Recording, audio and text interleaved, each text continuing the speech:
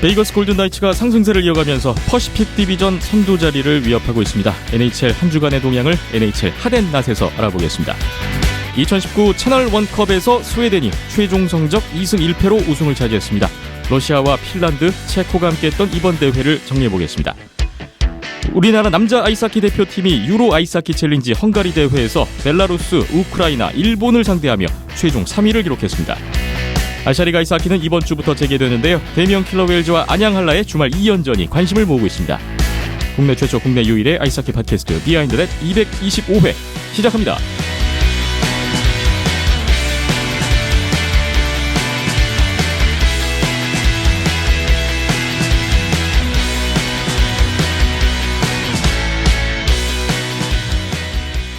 비하인드넷 225회 문을 열었습니다. 12월 17일 화요일 오후에 녹음을 진행하고 있습니다. 안녕하세요. 김태범이고요. 박김찬 PD, 이현섭 기자 나오셨습니다. 안녕하세요. 네, 안녕하세요. 겨울비가 촉촉히 내리고 있는 화요일 오후에 녹음을 진행하고 있는 225회입니다. 지난주와 이번 주 전체적인 구성은 비슷할 것 같은데요. 채널 원컵 또 우리나라 유로 아이스하키 챌린지 나갔던 이야기, NHL 이야기 등등 해서 다양한 이야기를 지금부터 하나씩 풀어보겠습니다. 한 주 동안에 여러분이 주신 댓글 먼저 보죠. 팟빵의 벅스터님, 캐롤라이나 허리케인스 퍼포먼스 관련해서 지난번에 댓글 주셨는데 여기에 SY 더맨님이 답글을 주셨네요. 13일 금요일에 NFL 미네소타 바이킹스도 저거 하는 걸로 알고 있습니다. 근데 개인적으로는 저 응원의 원조격인 아이슬란드 축구대표팀 서포터스들이 하는 게 제일 멋있더군요 하셨네요. 축구의 아이슬란드 축구대표팀도 이런 걸 하고 있었군요. 몰랐던 것도 알고 갑니다. SY더맨님 감사하고요. 15일 일요일에 댓글 하나 더 주셨네요. 이번 유로 챌린지 귀화 선수 없이도 좋은 경기 보여준 선수단에 박수 보냅니다. 전체적으로 빠른 스케이팅을 바탕으로 한 위치 선정으로 공격이나 수비를 예전보다 더 수월하게 풀어가는 모습이 인상적입니다. 내년 세계 선수권과 올림픽 최종 예선에서도 발전된 모습이 있기를 기대해 봅니다 하셨습니다. 유로 챌린지 이야기 이따가 따로 준비가 되어 있는데요. 우리나라 잘했다라는 기사도 많이 나왔고, 근데 보도자료는 거의 좋은 얘기만 있다 보니까 여기 계신 두 분은 아마 오늘 좀 다른 얘기를 하시지 않을까라는 저는 개인적인 그런 기대감을 갖고 있습니다. 늘 그랬듯이 안 좋은 얘기도 좀 해주실 것 같고요. 잠시 후에 좀 더 자세하게 풀어보겠습니다. 그리고 팟빵에 댓글 마무리하기 전에 정기 후원자분들 오늘도 감사의 말씀을 드립니다. 누구죠? 예, 아스피린 공사님하고요, K여부님하고 SY더맨님. 네. 예, 매월 후원해 주시고 계신데 일단 11월 달까지 확인이 돼서 가지고요. 예, 12월은 월말에 가야 확인이 된다는 거. 네. 네, 그래서 11월 달까지 후원해 주신 분들입니다. 까먹지 않는 이상 계속 한 번씩 언급을 해드리고 가려고요. 감사한 마음으로. 월에 한 번씩 이제 네. 예, 정기 후원을 해 주시는 분이셔가지고요. 매월 이렇게 한 번씩 언급드리면 좋을 것 같아요. 네. 그렇습니다. 감사한 마음 전합니다. 유튜브 댓글로 넘어갑니다. 링 0.0 링님 15일 일요일 댓글입니다. 내시빌 프레데서를 많은 전문가들과 이현석 기자님도 많이들 서부 컨퍼런스 우승자로 예상을 했었는데요. 물론 작년에 내시빌이 엄청나게 강한 팀이라는 것을 알지만 작년 선수 개개인의 스탯을 검색해보니 디비전 1위치고는 포인트가 많이 적더라고요. 작년 시즌 중반부터 하키를 보기 시작한 저로서는 내시빌이 왜 강팀인지 잘 모르겠습니다. 작년 내시빌의 강점은 무엇이고 올해 내시빌의 문제는 무엇인지. 저번 주에 템파베이가 언젠간 올라올 것이라고 하셨는데 내시빌 역시도 그럴 거라고 생각하시나요? 하셨어요. 내시빌 프레데터스에 대한 이야기인데 현재 센트럴 디비전 6위에 처져 있습니다. 디비전 3위와도 9점 차 차이가 나네요. 경기 수에서는 물론 여유가 좀 있습니다만 어쨌든 플레이오프권하고는 조금 거리가 있는데 내시빌 프레데터스에 대해서 어떻게 보고 계십니까? 이현숙 기자님? 예, 저는 아직까지 별로 문제가 없다라고 생각을 하는 이유는 물론 지금 초반 중반에는 내시빌이 최근에 좀 막 큰 점 차로 이기고 있다가도 역전패를 하는 경우가 상당히 잦아요. 이제 그런 부분을 제외를 하면은 그렇게 경기력적인 측면에서는 아주 큰 문제가 있다라고 좀 보기는 어려웠습니다. 제가 이제 쭉 경기를 봤을 때는요. 네. 그리고 지금 또 부상자 같은 부분도 내슈빌이 생각보다 있는 상황에다가 라인업을 제대로 이제 완벽하게 돌리지 못하고 있고, 카일 터리스 같은 선수들이 자리를 못 잡는다기보다는 좀 주전에 에서 최근에는 좀 벗어난 경향이 보이는데 전반적으로 좀 왔다 갔다 하는 상황에서도 이 정도면은 만족스럽지는 않지만은 아직까지 반등 여지가 없다라고 보기에는 조금 그래요. 왜냐하면은 오늘 또 원래는 이제 오늘 지금 내슈빌 레인저스 경기가 5대2로 끝났는데 보통 이런 식으로 끝날 경기를 5대5까지 따라잡혀 역전패하는 경기가 많았습니다. 근데 네. 그런 부분에서 수비 조율 부분만 제대로 좀 해결을 한다면 큰 문제가 안 될 것 같다라는 생각은 드네요. 근데 뭐 우승권이냐고 물어보면 사실 그 정도까지인지는 모르겠습니다. 그래도 이제 내슈빌 자체가 전반적으로 선수들 구성이 모두 이제 그 라비올레 감독이 추구를 하는 좀 강력한 전방 압박이라든가 빠른 템포로 풀어나가는 부분을 잘 할 수 있는 선수들이 대부분 포진되어 있기 때문에 뭐 전반적인 포인트가 이런 것보다는 팀에 맞는 색깔을 가진 선수들이 있느냐 없느냐를 봤을 때는 그렇게 나쁘지 않다는 점을 고려를 하면은 저는 아직까지는 괜찮다고 봅니다. 네. 충분히 올 시즌 남은 기간 동안에 가능성은 또 보이는 내슈빌 프레데터스네요. 네, 답변 드렸고요. 링 0.0 링님 참여 감사드립니다. 다음 댓글 보겠습니다. 형노님 17일 화요일 댓글 주셨습니다. 답변 고맙습니다. KHL보다도 먼저 아시안 리그에 참여할 수 있는 한국 팀이 더 늘었으면 좋겠네요. 그렇게 저변이 확대되면 언젠가 겨울 스포츠의 꽃으로 피어나겠죠.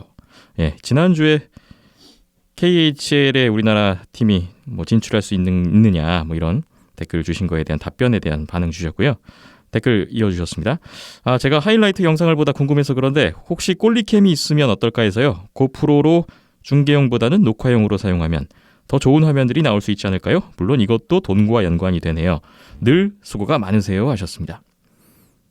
꼴리캠 아이디어를 주셨는데요. 예전에 대명상무 시절 대명상무가 인천에서 연고지를 잡고 아시아 리그를 뛸 때 딱 한 번 써봤습니다. 꽤 오래됐군요. 골대 안에 이제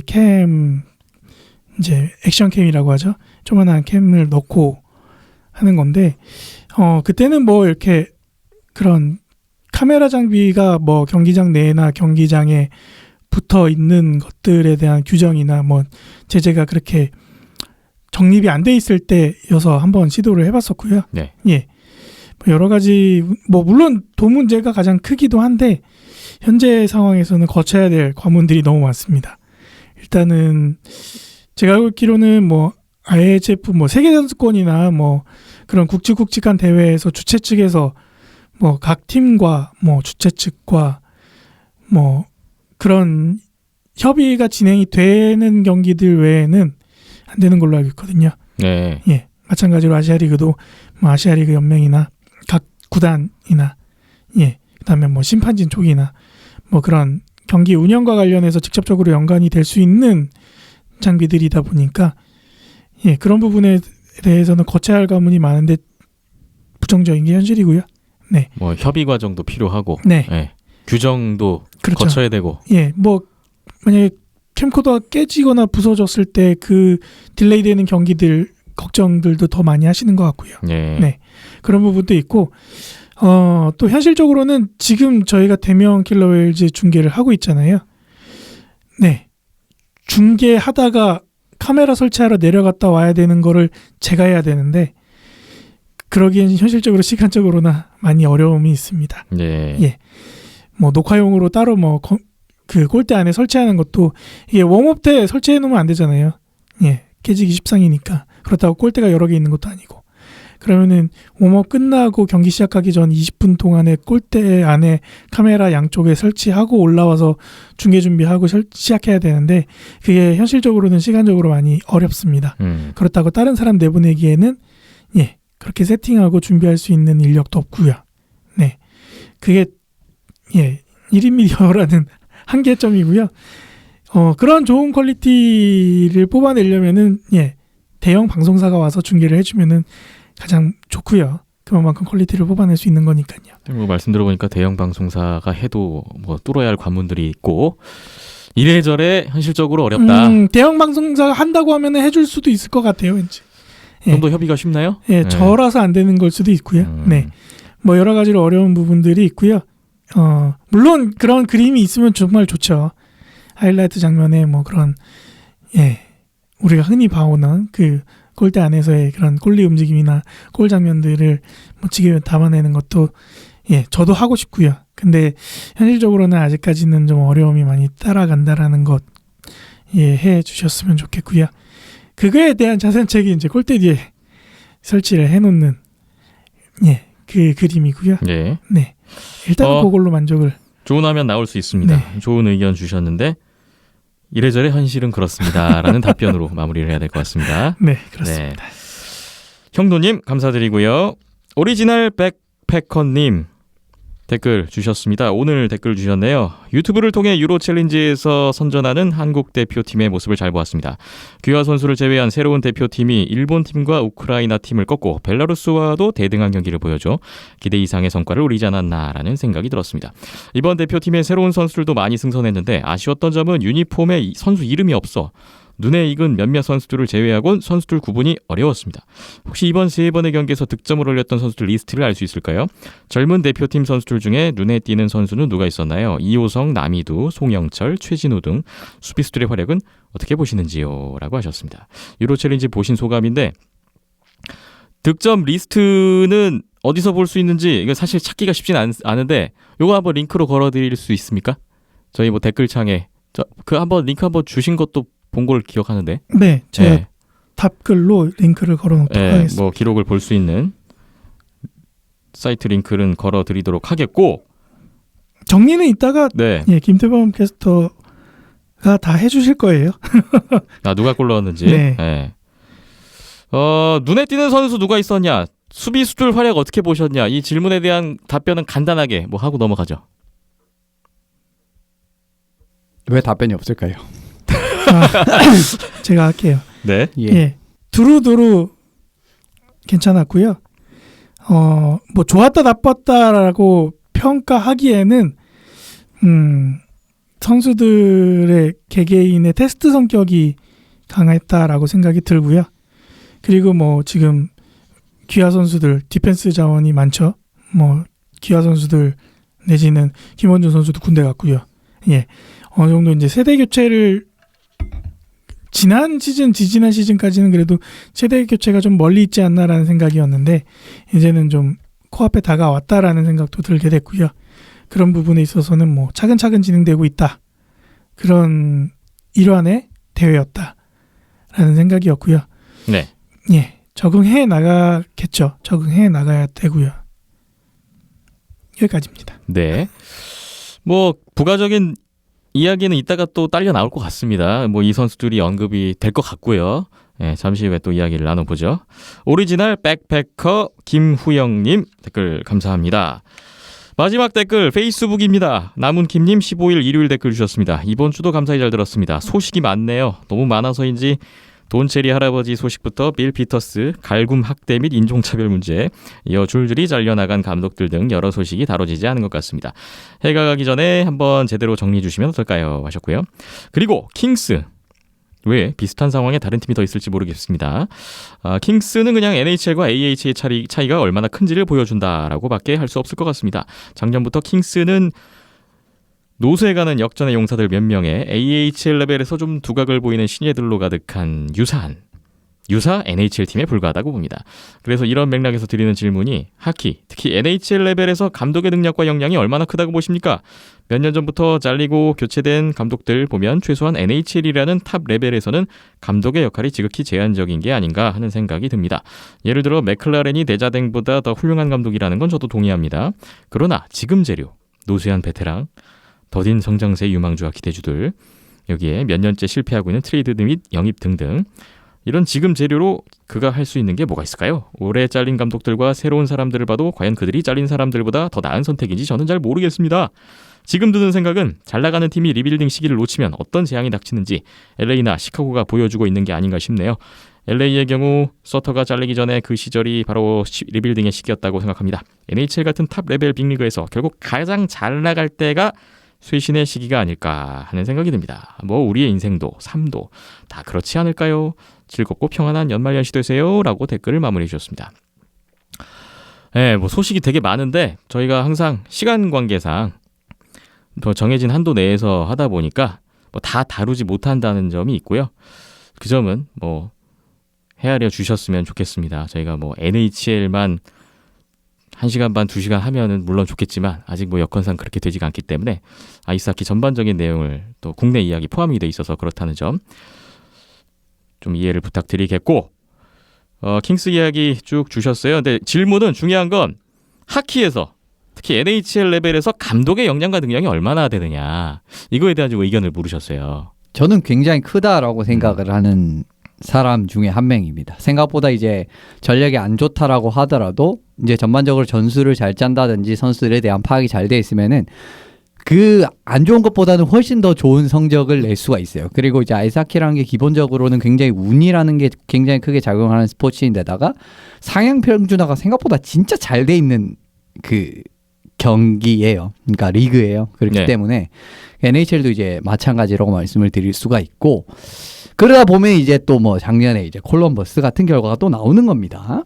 그때 누가 이제 템파를 잡겠다라고 생각을 했습니까? 그런데 그 토토렐라 감독이 그 신체를 이제 적극적으로 사용을 하면서 템파 게임을 완전 말리게 한 다음에 분위기를 휘어잡고 그냥 한 방에 끝내버렸죠. 이제 템파가 경기를 회복할 이제 시간도 주지 않고 그런 부분이 결과적으로는 또 이제 좋은 감독에 대한 이제 긍정적인 역량이라고 볼 수가 있는 거예요. 이제 워낙 이제 팀 시스템이 또 이제 서로 잘 맞아 떨어진 그러니까 약점과 강점이 좀 서로 잘 맞아 떨어진 또 그런 이제 운도 있지만 그래도 전반적으로 감독들이 유능한 감독일수록 이제 그런 걸 잘 연출을 해냅니다. 그런 부분이 있다라고 말씀을 드리고 싶고 네. 지금 LA 킹스 로스는 뭐 죄송한 말씀일 수는 있겠지만 맥클렐런 감독이 추구하는 하키를 구사할 수 있는 선수가 별로 없어요. 예. 그렇기 때문에 그런 부분을 좀 감안을 해야 됩니다. 맥클렐런 감독도 굉장히 좀 공세적이고 오히려 맥클렐런 감독이 좀 내슈빌이라든지 이런 팀을 맡으면 훨씬 더 좋은 성적이 나올 가능성은 있습니다.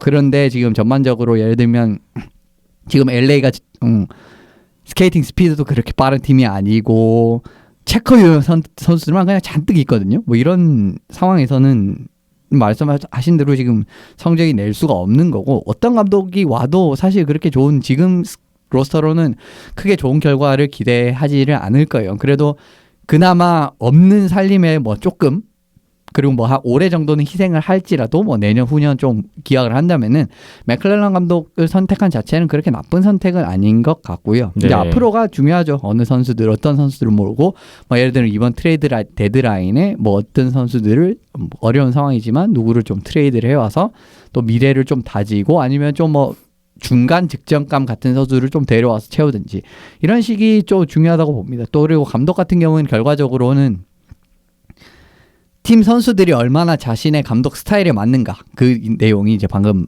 잠깐 말씀드린 내용인데 이런 것도 중요하거든요. 네. 근데 이제 LA가 올해 맥클렐런 감독이 들어왔으니까 앞으로는 이제 맥클렐런 감독의 좀 색깔에 맞는 선수들 이런 선수들을 조금씩 영입을 해서 맥클렐런 스타일을 좀 구사하기 시작했을 때를 봐야 될 것 같습니다. 그렇군요. 인생의 마지막에 비유를 해주셨는데 또 공감이 갑니다. 그렇죠. 이거 좀 네. 저는 좀 공감을 할 수 안 없는 되세요? 게 뭐냐면요. 잘 나갈 때 이제 이 결국은 쇄신의 시기 이게 안 돼요. 이게 스포츠에서는 이런 게 이루어질 수가 없습니다. 잘 나가면 왜냐면은 유지하고 싶은 게 잘 나가면 유지를 심리인데. 해야 돼요. 괜히 잘 나갔을 때 네.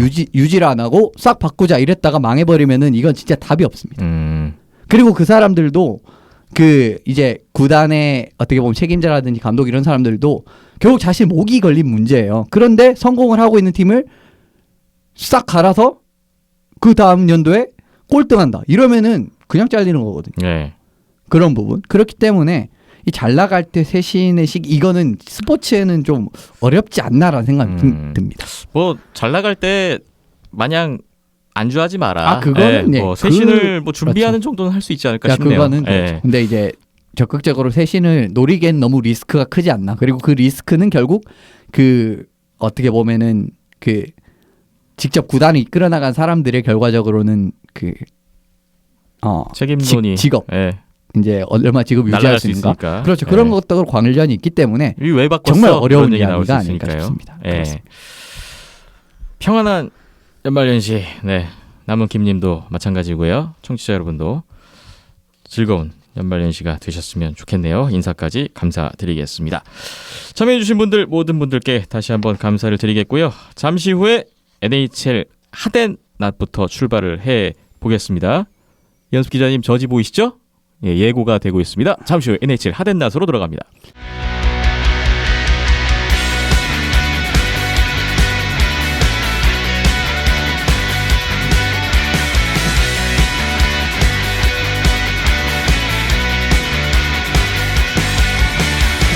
한 주간의 NHL을 정리해보는 시간 NHL 하덴 낫입니다. 오늘도 핫 두 팀, 낫 두 팀을 준비했습니다.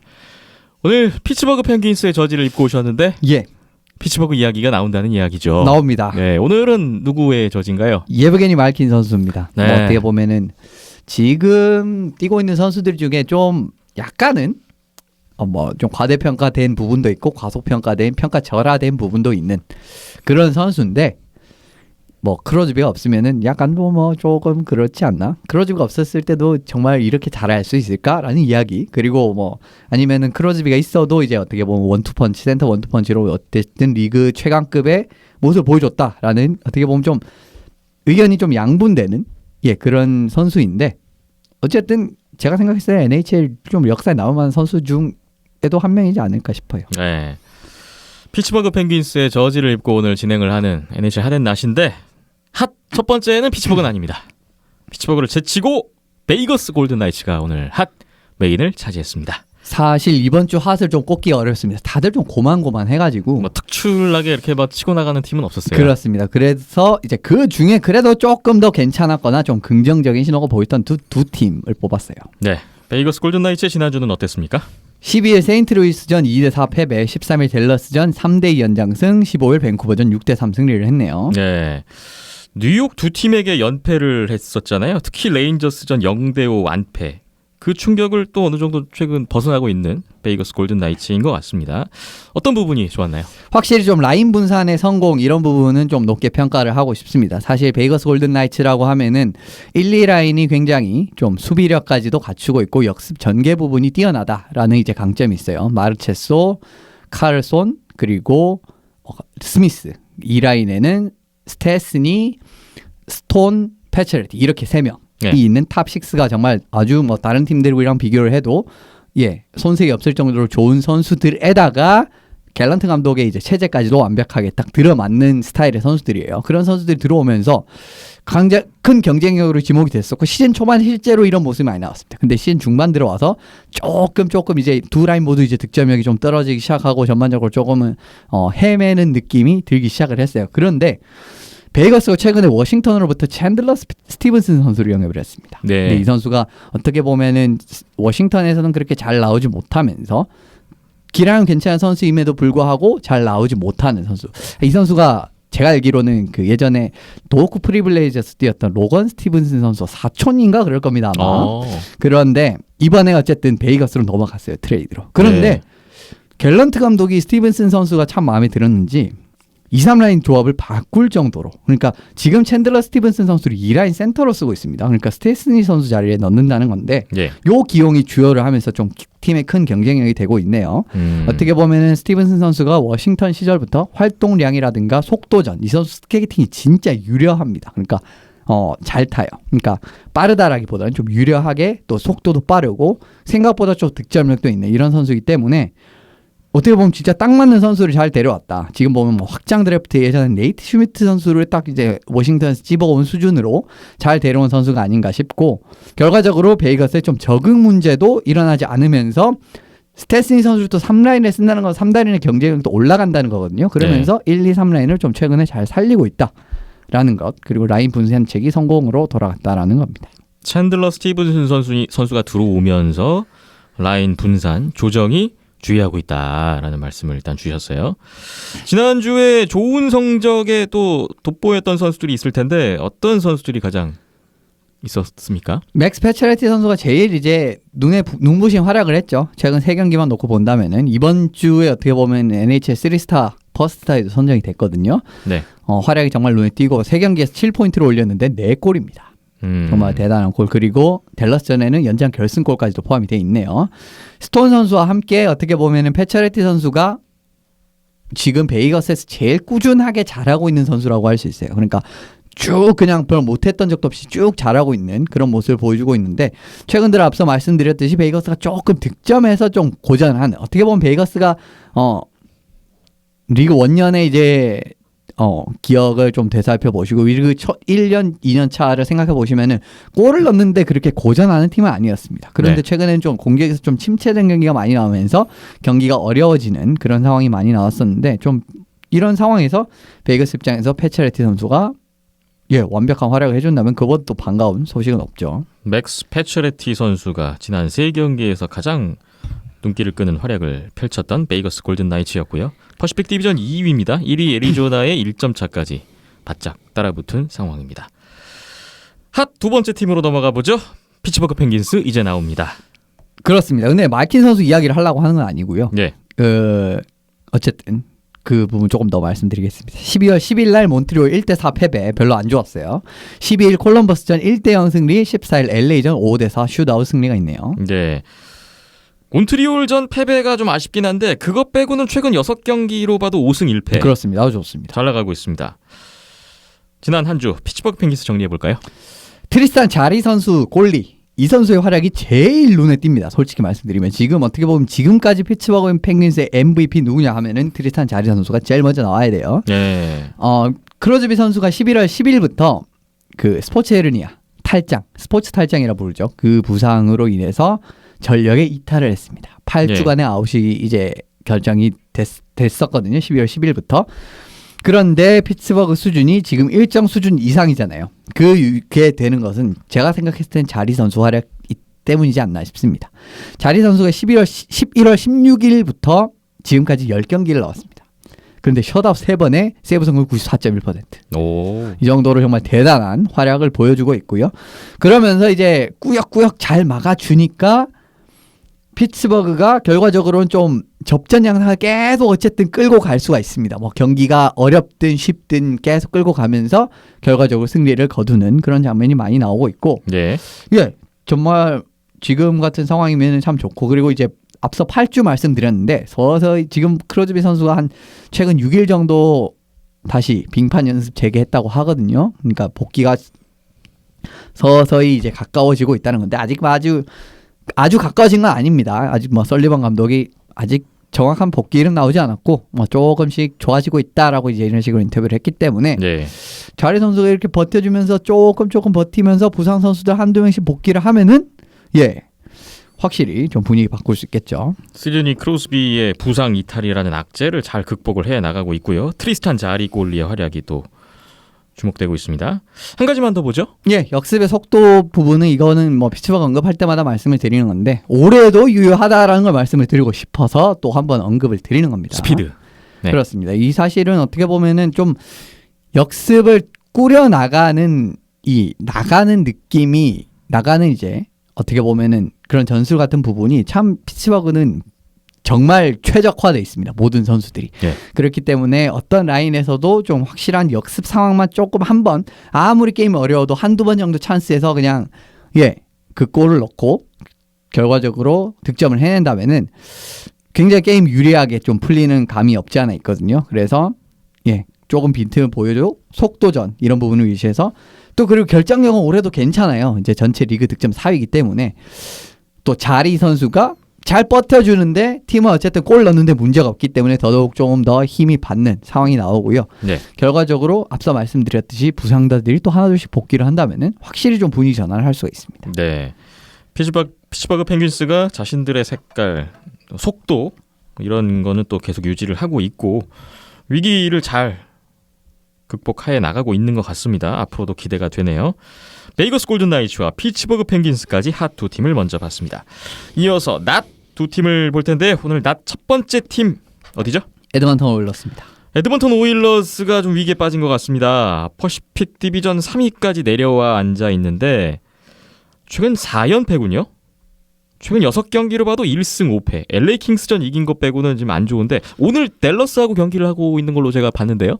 오늘은 지금 7분 49초가 남았는데 2대 0인데 아직까지 확신을 할 수 없죠. 그래도 지금까지는 승점을 따기에는 굉장히 유력한 지금 상황까지 만들어내고는 있네요. 네. 4연패 어떤 내용이 있었는지 볼까요?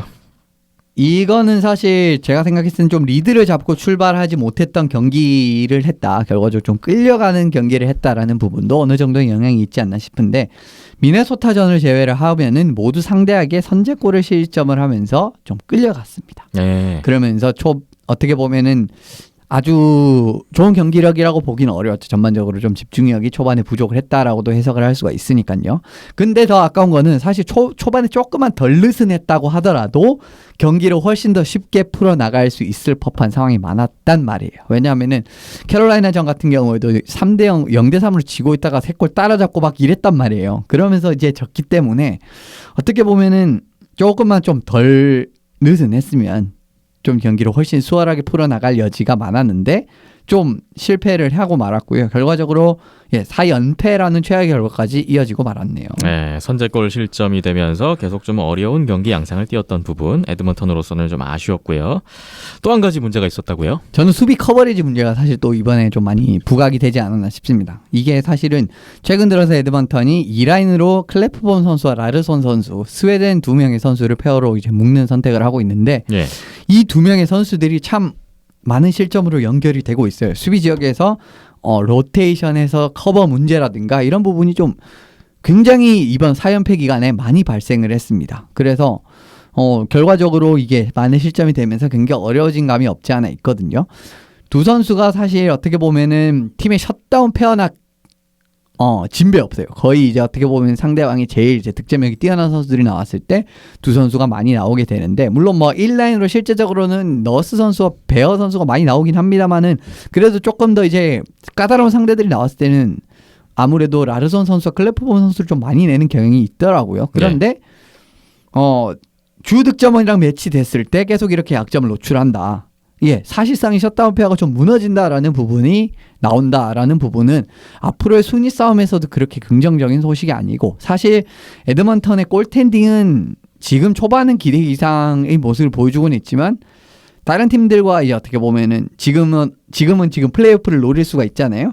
근데 플레이오프권 팀들이랑 봤을 때는 그렇게 우위에 있느냐라고 보면 사실 그렇지는 않아요. 그렇기 때문에 좀 더 셧다운 수비라든지 셧다운 수비 역할을 하는 클래프본, 라르손 이런 선수들의 분발이 필요한 상황입니다. 그렇군요. 에드먼턴이 요즘 주춤하고 있고 그런 가운데 베이거스와 캘거리가 치고 올라오면서 퍼시픽 디비전 상위권 순위 판도가 아주 점점 치열해지고 있는 것 같습니다. 재밌어지고 있네요. 에드먼턴 오일러스 낮 첫 번째로 살펴봤습니다. 오늘의 마지막 팀 낮 두 번째 팀 보겠습니다. 어디죠? 플로리다 팬서스입니다. 플로리다 팬서스도 3연패에 빠졌던 한 주였는데요. 애틀랜틱 디비전 6위까지 내려와 있네요.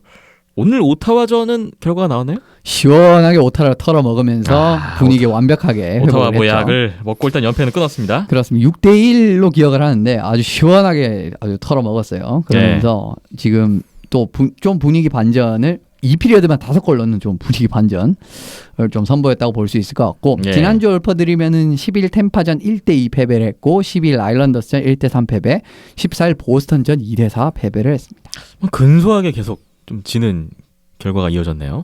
뭐 결과적으로는 좀 수비적인 부분에서 불안감이 좀 가중이 되고 있다라고 말씀을 드릴 수 있는 부분은 뭐냐면은 아니 점차도 별로 안 나는데 수비 별 문제 없는 거 아니야? 라고 생각하실 수 있잖아요. 어떻게 보면 2대1 2점 3점 4점 그리고 상대방 어떻게 보면은 지금 순위는 낮지만 좀 저력 있는 팀 그리고 아일랜더스 거의 뭐 사실상 메트로 1위급 팀 그리고 보스턴 리그 전체 1위급 팀이라고 생각하면 그렇게 나쁘지 않을 수 있잖아요. 그런데 이 내용을 까보면은 불안하게 수비를 하면서 결과적으로 골리를 부담을 가중시키는 상황이 참 많아요. 그리고 플로리다가 패한 3경기에서 평균 40개의 슈팅을 허용했습니다. 40개. 이게 지난주에 박힘자 PD가 이야기했던 그거군요. 외로운 골리, 힘겨운 골리. 아주 힘듭니다. 소년가시. 이렇게 되면은 참 어려워요. 그리고 파워플레이 골에 이제 페널티 킬링도 3골이나 매 경기 한 골씩 허용할 기억인데 어쨌든 3골을 허용했습니다. 3경기에서. 그리고 또 이게 또 수비 불안이라고 말씀을 드릴 수밖에 없는 게 전반적으로 이제 지고 있는 팀에서 슈팅은 앞설 가능성이 더 높습니다. 왜냐하면은 경기를 뒤처지면 조금 더 경기를 공세적인 플랜으로 바꿔야 되기 때문에 아무래도 좀 리스크를 감수를 하더라도 슈팅을 많이 만들 수 있는 어떻게 보면 그런 느낌의 그 경기 운영을 많이 선호를 하거든요. 그런데 이게 지금 근소한 차이로 졌음에도 불구하고 슈팅 40개씩 허용한다 이런 부분은 그렇게 썩 좋은 신호가 아니죠. 예. 수비에서 많이 불안하다. 뭐 실점이 많은 건 아니지만 좀 파고들면 매우 불안하다라는 말씀을 일단 주셨어요. 근데 지금 보브르스키 선수가 괜찮단 말이죠. 근데도 지금 동료들의 지원이 좀 많이 아쉽네요. 보브롭스키 선수 경기력이 회복했음에도 지금 이런 결과가 나왔다는 게 사실 제일 더 큰 문제예요. 어떻게 보면 보브롭스키 선수가 처음 영입한 한 2달 정도는 지금 연봉은 거의 한 100억 가까이 100억 이상이거든요. 네. 그런데 이 돈값을 못 하고 있었습니다. 솔직히 이제 좀 말씀을 드리면 큰 기복이 결과적으로 단점이고 작년에도 전 보브롭스키 선수의 기복은 계속 말씀을 드린 바가 있어요. 근데 기복이 크다라는 거는 잘할 땐 진짜 잘한다는 거거든요. 그래서 보브롭스키 선수가 12월 들어서 세이브 성공이 95.1%입니다. 오. 정말 대단하고 오늘도 1실점했죠. 네. 그런 부분에서 보시면은 이 보브롭스키 선수가 사실 어떻게 보면 초반에 경기력이 좋지 않았을 때도 플로리다가 공격력 그냥 골 넣는 능력 하나만으로 게임을 잡았던 경기도 상당히 많았어요. 그런데 지금 결과적으로 득점력에서도 그렇게 크게 좋은 모습 보여주지 못했죠. 3경기 4골이니까요. 그런 부분이 더더욱 아깝다는 겁니다. 어떻게 보면 좀 공격에서 힘을 낼 수 있는 팀이 골텐딩까지 겹쳐져서 그 힘을 발휘할 수 있는 상황에도 불구하고 나오지 못했다라는 거. 이게 참 많이 아쉬운 결과가 아닌가 싶네요. 보브롭스키 선수가 잘 하고 있을 때 승점을 좀 챙겨놔야 되는데 플로리다로서는 그 부분이 좀 뼈아픈 결과가 이어지고 있는데요. 일단 오늘 오타와 보역을 먹었으니까 뭐 이게 또 발판이 될지 지켜보겠습니다. 플로리다 팬서스까지 살펴봤습니다. 마무리하면서 오늘 이후로 또 주목되는 NHL 매치업 소개를 부탁드리겠습니다. 예, 18일 날 버펄로와 토론토의 경기가 있습니다. 어떻게 보면은 두 팀이 지금은 한 3위 디비전 2, 3위라든가 아니면은 뭐 최악의 경우 와일드카드 이런 느낌으로 경쟁을 할 가능성도 큰데 네. 이 두 팀도 어떻게 보면 좀 득점력이 화끈한 두 팀이거든요. 그렇기 때문에 골 폭풍이 나올 가능성이 있기 때문에 좀 선정을 해봤고요. 12월 20일에는 댈러스와 템파베이의 경기가 있네요. 근데 또 말씀드리고 싶은 거는 22일 날 템파베이와 워싱턴의 경기가 있습니다. 그러니까 네. 지금 템파베이가 앞으로 일정이 그렇게 쉽지가 않습니다. 그런 부분 좀 감안하시면 좋을 것 같고 댈러스도 앞으로 일정이 그렇게 쉽지는 않아요. 댈러스는 23일 날 캘거리와 경기가 있습니다. 그렇기 때문에 댈러스와 템파베이가 한 20일에서 23일 동안 서로 맞붙는 경기도 있고 어떻게 보면 디비전 아니고 컨퍼런스 같은 컨퍼런스에 있는 강력한 팀들을 상대하는 일정이 있기 때문에 이 세 경기 좀 감독 보시면 좋을 것 같고요. 교체한 댈러스가 어수선한 상황에서 또 상대들이 만만치가 않습니다. 그렇습니다. 뭐 그래도 생각보다는 잘하고 있는 느낌인데 예 어쨌든 조금 아직까지 부족하다. 아직까지 부족한 게 아니라 이번 좀 두 경기 중요할 것 같고요. 네. 24일이 이제 크리스마스 브레이크의 크리스마스 브레이크 직전에 있는 어떻게 보면은 하루 종일 왼종일 하키를 볼 수 있는 그런 날입니다. 예, 예. 이 날이 빅매치도 많은데 그중에 3경기를 뽑았거든요. 근데 워싱턴 보스턴 어떻게 보면 리그 전체 1위 싸움이죠. 굉장히 재밌을 것 같고요. 예. 이거 플로리다 템파베이 이제 플로리다 주 라이벌이고 비슷비슷해요. 위치가 두 팀이 그렇기 네. 때문에 좀 기선제압 중요할 것 같고요. 콜로라도와 베이거스의 경기가 있습니다. 이 두 팀 어떻게 보면은 콜로라도가 좀 1, 2라인의 힘, 빠른 스피드 이런 부분을 제가 생각해도 베이거스가 여기에 대항할 힘 정도는 확실하게 있는 팀이거든요. 그렇기 때문에 행여 만약에 이 두 팀이 플레이오프 뒤에 플레이오프에 만나게 된다라고 하면은 좀 뭐 그때는 뭐 서부 결승이 될 수 있는 거고 물론 와일드카드라는 선택지도 있겠습니다만은 좀 상성상 이런 부분에서 좀 재밌는 경기가 되지 않을까 싶어서 콜로라도 베이거스까지 뽑아봤습니다. 네, NHL 크리스마스 브레이크가 다가오고 있는데 갈증 느끼실 때가 오고 있습니다. 그 전에 다가올 한 주 동안에 좀 많이 챙겨보시면서 즐기셨으면 좋겠네요. NHL 핫앤낫 오늘은 여기까지입니다.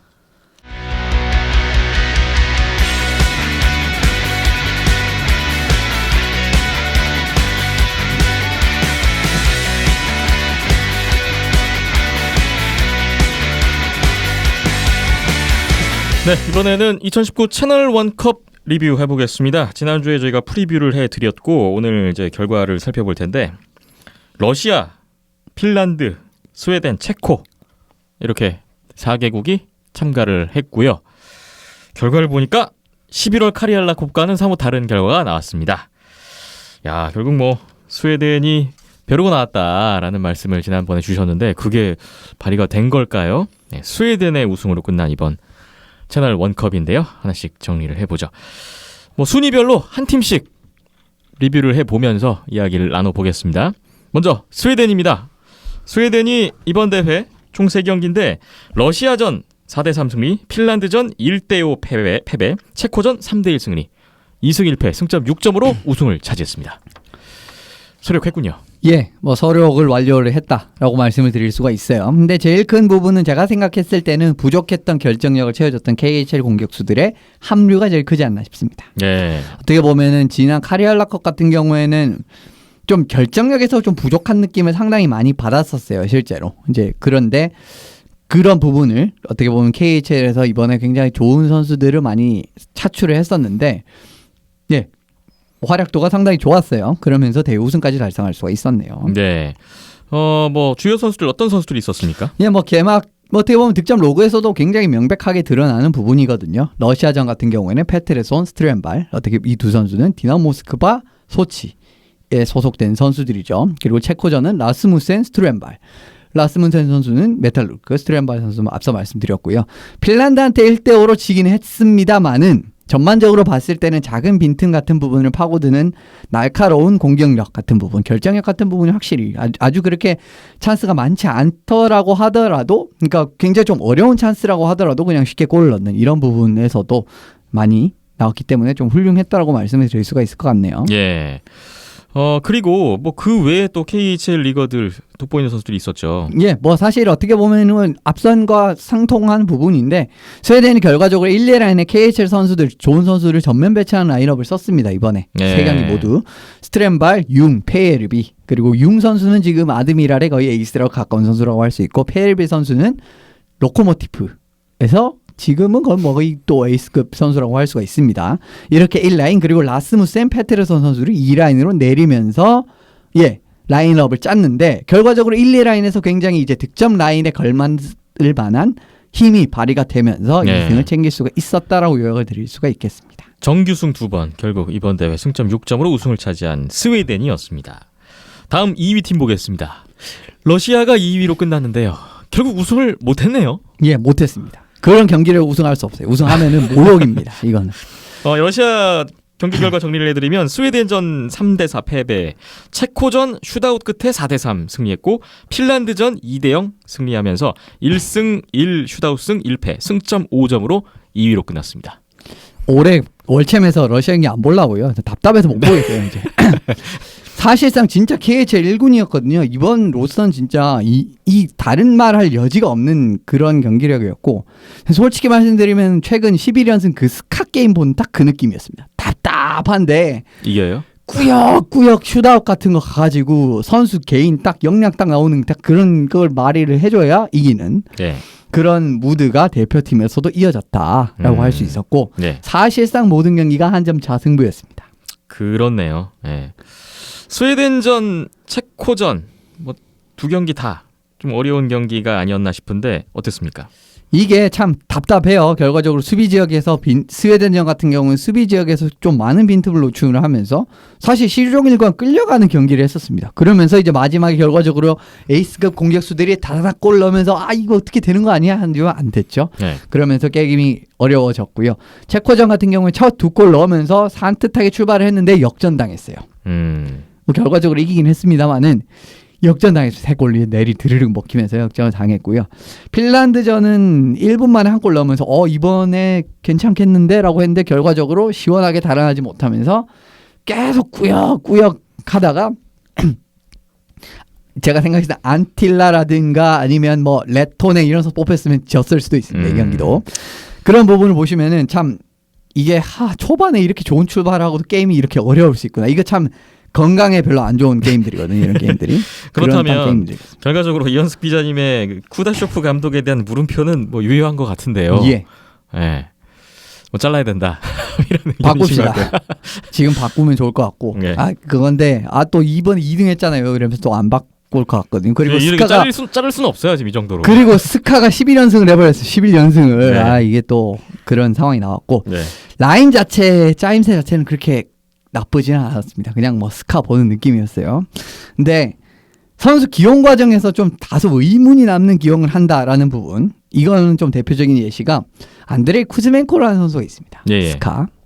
근데 최근에 이 선수가 조금 이제 굉장히 경기력이 많이 올라오면서 스카 보조 득점에서도 괜찮은 활약을 하고 있는데 국대에서도 2라인 윙어로 쓰더라고요.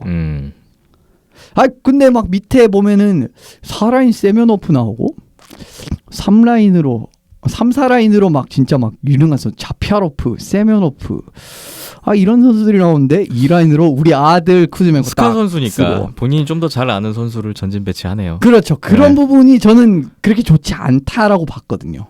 이렇게 막 아주 진짜 더 잘하는 선수가 있는 것 같은데 왜 쿠즈멘코를 이렇게 기용을 하는가, 이렇게 계속 이렇게 왜 이렇게 큰 롤을 주는 거지?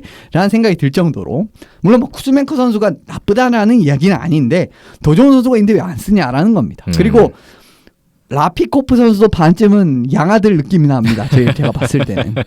이 카리알라컵에서 본인의 그 거의 반쯤 생명을 구해준 은인이거든요. 이제 네. 라피코프 선수가 꾸역꾸역 계속 2라인으로 기용을 하더라고요. 이러면서 혹시 또 영입하려 그러나라는 생각이 또 들었고요.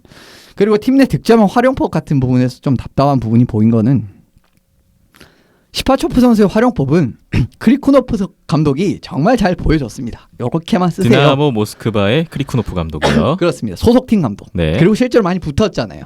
그러면서 그냥 그대로만 쓰면 돼요. 그러니까 파워플레이 같은 부분에서도 다른 의견은, 그러니까 공격하는 입장에서 봤을 때 그 오른쪽에 딱 놓으면서 이 시파초프 선수 쪽으로 퍽을 몰아주면서 뭐 웜타임을 노린다든가 아니면 시파초프 선수가 반대쪽으로 봐준다든가. 근데 그 자리에 그리고렌코 선수를 꾸역꾸역 넣더라고요, 계속. 예. 근데 그리고렌코 선수도 포지션이 이제 파워플레이를 풀어나갈 때는 그 자리는 맞는데, 슈파초프 선수가 훨씬 더 이제 디나모에서 모습이라든지 이런 데 보면 더 알맞은 자원이거든요. 그런데 슈파초프 선수를 포인트 쪽으로 빼면서 내가 더 명장이, 내 보는 눈이 더 정확하다, 뭔가 좀 이런 느낌이 나는, 하지만 그렇게 깔끔한 성과가 났냐라고 하면 또 그렇지는 않아요. 네. 그런 부분을 보시면은 좀 제가 봤을 때 좀 많이 아쉬웠습니다.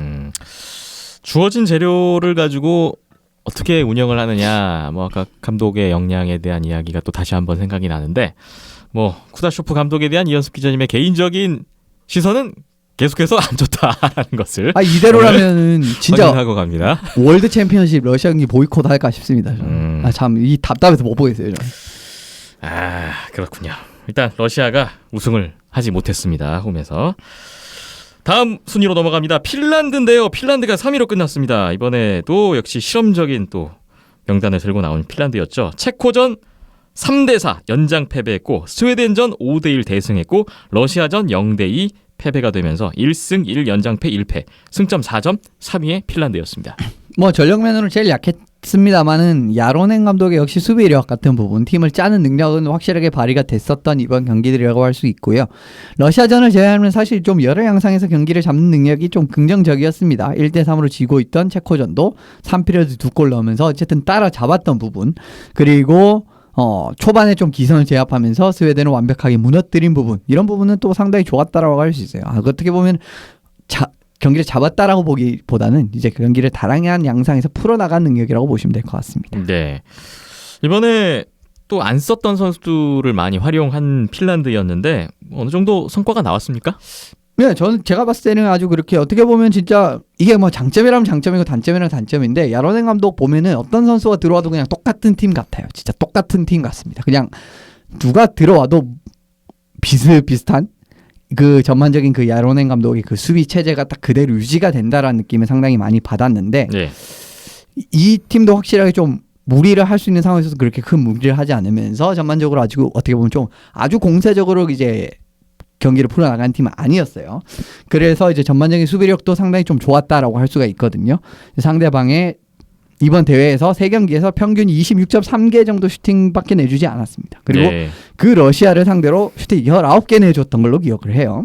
그러면서 물론 뭐 실점이 많았던 경기는 있었습니다만은 그래도 수비적인 측면에서는 큰 문제가 없었다라는 점을 확인을 했고, 이번에 좀 많이 테스트성으로 선수들을 기용을 했다라는 부분, 그리고 앞으로 대회가 가면 갈수록 이제 어떻게 보면은 지금 2월 같은 경우에는 올림픽 예선 때문에 아마 그 국제전 주간에 친선 토너먼트가 없을 겁니다. 예. 제가 이 부분을 다시 한 번 더 확인을 해야 될 필요는 있는데 아마 그러지 않을까 싶어요. 이번에 사실은 어떻게 보면 올림픽 예선이 또 국제전 주간에 진행이 됐었고요. 근데 아무튼 그런 부분에서 조금 더 이제 계속 앞으로 핀란드 팀이 세질 거잖아요. 이제 좋은 선수들이 많이 합류를 하고 그런 부분에서는 확실히 더 나아지는 것만 남았기 때문에 3위는 별로 괴념치 않아도 괜찮을 것 같습니다. 야로넨 감독 체제하에서 역시 수비력은 안정세로 돌아선 것 같고 뭐 전임 감독이었던 마리아 메키 감독과는 또 다른 흐름은 계속 이어지고 있습니다. 이번 대회 3위 그럼 뭐 핀란드 입장에서는 나쁘지 않다 뭐 이렇게 말씀드릴 수가 있겠네요. 그리고 또 하나 더 말씀드리면 일정상으로 참 더 쉽지 않았습니다. 3일간 플젠, 모스크바, 상트페테르부르크 왔다 갔다 했어요. 핀란드는 세 경기 장소가 다 달랐군요. 그렇습니다. 예. 그런 것까지도 감안을 하면은 이거 나흘 동안 3게임 하는 거잖아요. 그런데 다 다른 데서 했다? 요거는 사실 이런 부분까지는 체력적으로 이제 어떻게 보면 다른 팀들은 여파가 뭐 있다. 같은 장소에서 계속 했는데 그렇죠. 예. 뭐 러시아 뭐 기껏해야 모스크바, 상트페테르부르크 살짝 뭐 이동하는 정도였는데 그런 부분은 다 감안하면 세 경기를 다 다른 데서 했기 때문에 충분히 의미가 있지 않나 싶어요. 그렇군요. 핀란드 3위였습니다. 마지막으로 이번 대회 최하위 4위는 체코였습니다. 체코가 핀란드전 4대3 연장승으로 출발을 했지만 이후에 러시아전 3대4 슈타웃패, 스웨덴전 1대3 정규패, 1연장승 1슈타웃패 1패, 승점 3점으로 최하위로 마감했습니다. 뭐 어떻게 보면은 저는 이게 솔직히 말씀드리면 블러핑인지 아니면 어떻게 보면은 좀 꼴리 기용을 한 부분에서 허를 찌르고자 했는지 확실하게 잘 모르겠습니다. 그런데 실제로 전반적으로는 실점의 증가라는 부분이 체코가 이번 대회를 어렵게 풀어나가는 데 원인이 되고 말았고요. 체코가 이번에 핀란드전에 로만 빌 선수 그리고 러시아전 흐르베츠 선수 스웨덴전 란그하메르 선수를 기용을 했는데 세 골리 모두 3실점 이상 기록을 하고 말았네요. 일반적으로 생각을 해봤을 때는 체코전에 랑그하메르 그리고 러시아전은 그대로 후르베츠 스웨덴전에 빌을 기용해도 어땠을까라는 생각이 드는 이유는 뭐냐면은 로만 빌 선수는 지금 SHL 레글레에서 굉장히 좋은 활약을 선보이고 있는 골리 이 때문에 스웨덴전 빌 그리고 체코전 랑그하메르 같은 선수 같은 경우에는 아무르 하바롭스크에 소속돼 있는데 아무르 하바롭스크의 좀 주축 선수들이 아무래도 체코 선수들이거든요. 조오르나 형제도 지금 아무르에 있고 비타세크 선수 제가 알기로는 아무르에 있기 때문에 이렇게 랑가메르 선수를 좀 체코전에 기용을 하는 이런 기용을 생각해 볼 법했는데 오히려 좀 허를 찌르는 느낌으로 너희들 당연히 스웨덴전에 빌 나올 줄 알았지? 이런 느낌으로 좀 기용을 한 것 같은 느낌이 있었어요. 근데 통하지 않았습니다. 근데 카리알라컵에는 제가 기억하기로는 빌 선수가 스웨덴전에 나와서 잘했거든요. 그런 모습을 생각했을 때는 그대로 가지 않을까 싶었는데 좀 허를 찌르는 느낌을 했는데 통하지 않았다라는 부분 좀 그러네요. 공격 부분은 어땠습니까? 사실 공격 같은 부분이 체코아키의 제일 어떻게 보면은 큰 칼라라고 할 수가 있는 부분인데 문제는 없었습니다. 제가 봤을 때는 체코가 사실 여러 라인을 실험을 하면서 세 경기 모두 전반적인 이제 공격이나 수비 라인업이 다 달랐거든요. 좀 다양한 조합을 맞춰봤다라는 걸 했을 때 실제로 성과도 그렇게 아주 저조했다라고 보기는 어려워요. 이제 경기 결과는 나빴지만 그러면서 좀 안타까운 어떻게 보면 4위를 했지만 그래도 좀 실험 하나는 기막히게 해봤다라는 부분을 좀 보실 수가 있었고 이번 대회에서 굉장히 잘했던 토마시 필리피 선수가 대회 끝나자마자 메탈루르크 이적을 했습니다. 그런 부분 또 등용웅이 되고 말았네요. 쇼케이스 확실히 됐군요. 자, 이번 대회 1위 스웨덴이 승점 6점이고 체코가 최하위인데 승점 3점이니까 뭐 한쪽으로 막 쏠린 이런 결과는 아니었는데 결과적으로 이렇게 순위가 나오면서 마무리가 됐습니다. 채널 원컵 리뷰를 여기까지 해봤고요. 이제 한국 시각으로 오늘부터 12월 17일부터 KHL 리그 재개됩니다. 그래서 KHL 한 주 동안에 또 어떤 경기들 보면 좋을지 주목되는 매치업 소개해드리죠. 러시아 일자 기준으로 말씀을 드릴게요. 그러니까 러시아 18일 기준으로 말씀을 드리면 18일에는 쿨룬 아드미랄 경기가 있습니다. 이 경기가 사실 지난 두 경기 진짜 재밌었거든. 지난 12월 7일 경기 그렇죠. 연장 승부 명승부를 펼쳤던 굉장히 팀이었어요. 재밌었던 경기였기 때문에 네. 사실 뭐 쿨런 아드미라 그렇게 전력도 안 좋은데 왜 추천해 주는 거지라고 생각하실 수 있으시겠지만 지난 경기가 재밌었기 때문에 네. 그리고 이 두 팀이 지금 플레이오프권인데 승점이 1점 차예요. 그렇습니다. 6위와 뭐 순위 9위인데 싸움 1점 차입니다. 또 중요하고요. 네. 그래서 꼽아봤습니다. 그리고 12월 19일은 스카와 체스카의 야외 경기. 아 이건 뭐 놓칠 수가 없죠. 그렇습니다. 이 뭐 슈퍼 빅매치에다가 또 지난 어떻게 보면 핀란드 러시아전에서 열렸던 가스프롬 아레나에서 야외 경기로 펼쳐진다는 점. 하키 클래식의 두 번째 경기 중 하나고 제가 알기로는 스카가 이때 또 시커먼 좀 색다른 저지를 입고 나온다는 이야기가 있습니다. 네. 예. 스카이 그렇고요. 12연승이냐 한번 보겠고요. 예. 21일에는 아반가르트와 살라바트 경기가 있네요. 예. 예, 이 두 개 팀 하면 어떻게 보면 좀 동부의 강호 두 팀인데 지금 살라바트도 진짜 최상위권 두 팀 합류하기 어렵지만 어쨌든 좀 아방가르트에 그래도 맞춰가기 위해서는 지금 승점이 많이 필요하고 서로 맞서 싸웠을 때 이기게 되면 나중에 또 플레이오프에 만났을 때도 또 흥미로운 구도가 펼쳐질 수가 있겠죠. 예. 그리고 메탈루르크가 또 일정이 험난한데 12월 22일 날 스카와의 원정 경기 그리고 24일은 체스카와의 원정 경기가 있습니다. 아. 요 두 경기에서 지금 또 어떻게 보면은 지금 22일 스카 경기는 이 감독 더비거든요. 보로로프 더비거든요. 거의. 예예. 그렇기 때문에 좀 주목할 만한 경기라고 할 수 있고 메탈루르크도 지금 또 승점을 또 벌어놔야 되는 상황이기 때문에 조금 어려울 때 두 팀을 만나는 경향이 없지 않아 있습니다. 22일 스카, 24일 체스카 경기입니다. 23일 KHL 월드게임스 중 하나인 다보스에서 열립니다. 이번 경기는. 근데 그린더비네요. 살라바트와 아크바르스. 글로벌 시리즈 뭐 이런 거군요. 그렇습니다. 네. 이제 지금 KHL 같은 경우에는 전반적으로 세력 확장을 계속 하고 싶은 이야기가 있고요. 그런 일환으로 어떻게 보면 또 계속 이제 국외 경기도 많이 이제 개최를 하고 있습니다. 이번 예. 같은 경우에는 스위스 다보스에서 열리게 되고 살라바트와 아크바르스 그린 더비로 예정이 돼 있네요. 네. 뭐 그린 더비 늘 또 뜨거운 승부가 펼쳐지는데 기대가 됩니다. KHL 또 한 주 동안에 크리스마스 이브까지 또 즐기시면 될 것 같습니다. 비하인드넷 225회 함께하고 계십니다. 잠시 후에 다음 이야기 넘어가 보겠습니다.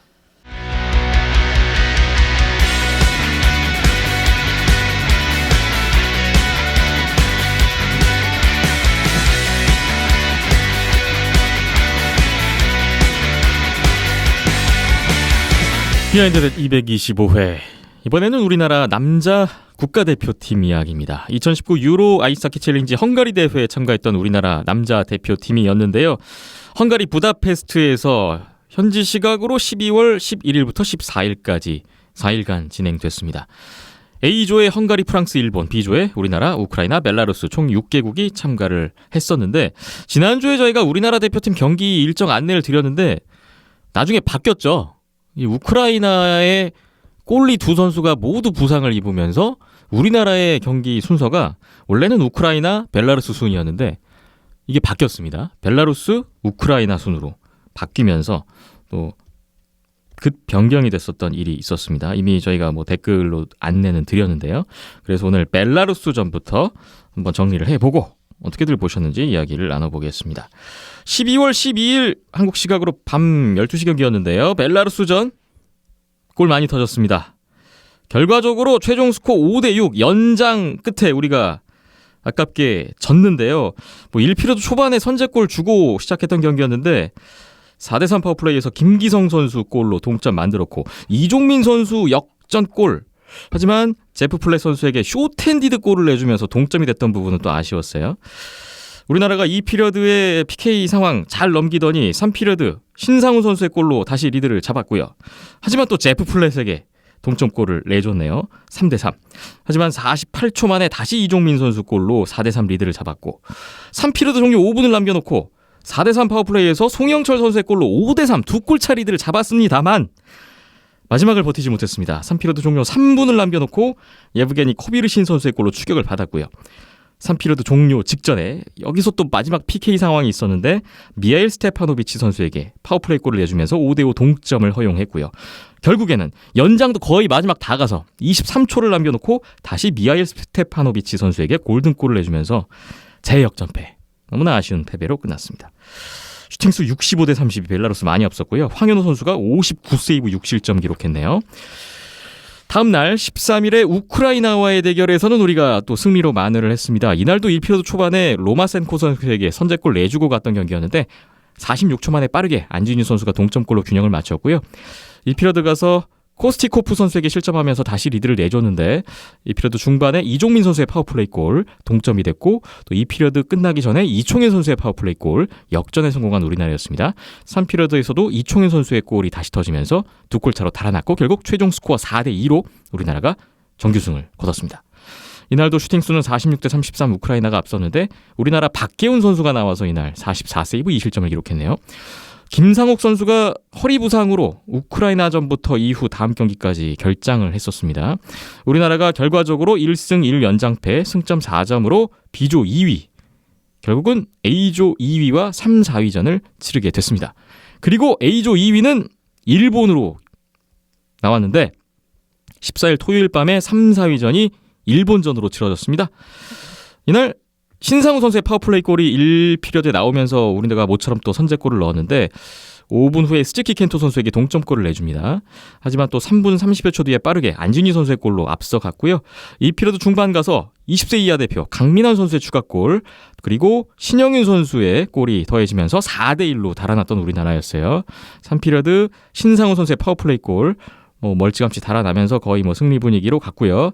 마지막에 타카기 겐타 선수 파워플레이 골로 한 골을 만회했던 일본이었습니다. 최종 스코어 5대2 우리나라가 3골차 일본을 격파했습니다. 슈팅수 39대 26 일본이 또 앞섰고요. 다시 황윤호 선수가 나와서 37세이브 2실점을 기록했고 일본은 후쿠지 유타카 선수가 21세이브 5실점을 했군요. 일본전 최근 5연승입니다. 일본과 역대전적 5승 1무 19패인데 최근 5연승 우리나라 2016년 4월에 있었던 세계선수권대회 이후에 계속해서 일본을 이기고 있는데 이번 일본전 승리는 또 한 가지 의미가 있는 게 귀화 선수를 기용하지 않은 경기에서 처음으로 일본을 이겼다는 점이 있군요. 이렇게 해서 대회 최종 순위를 정리해보면 벨라루스가 프랑스를 1, 2위전에서 꺾고 결국 이번 대회 1위를 차지했습니다. 프랑스가 2위, 3위 우리나라, 4위 일본, 5위는 헝가리, 6위 우크라이나로 마무리됐던 이번 유로 챌린지 헝가리 대회였습니다. 세 경기 일단 서머리를 해드렸고 우리나라 대표팀 이번 대회 경기력이 어땠는지 어떤 부분들이 좀 눈길을 끌었는지 이야기를 나눠보죠. 이현숙 기자님부터 출발해볼까요?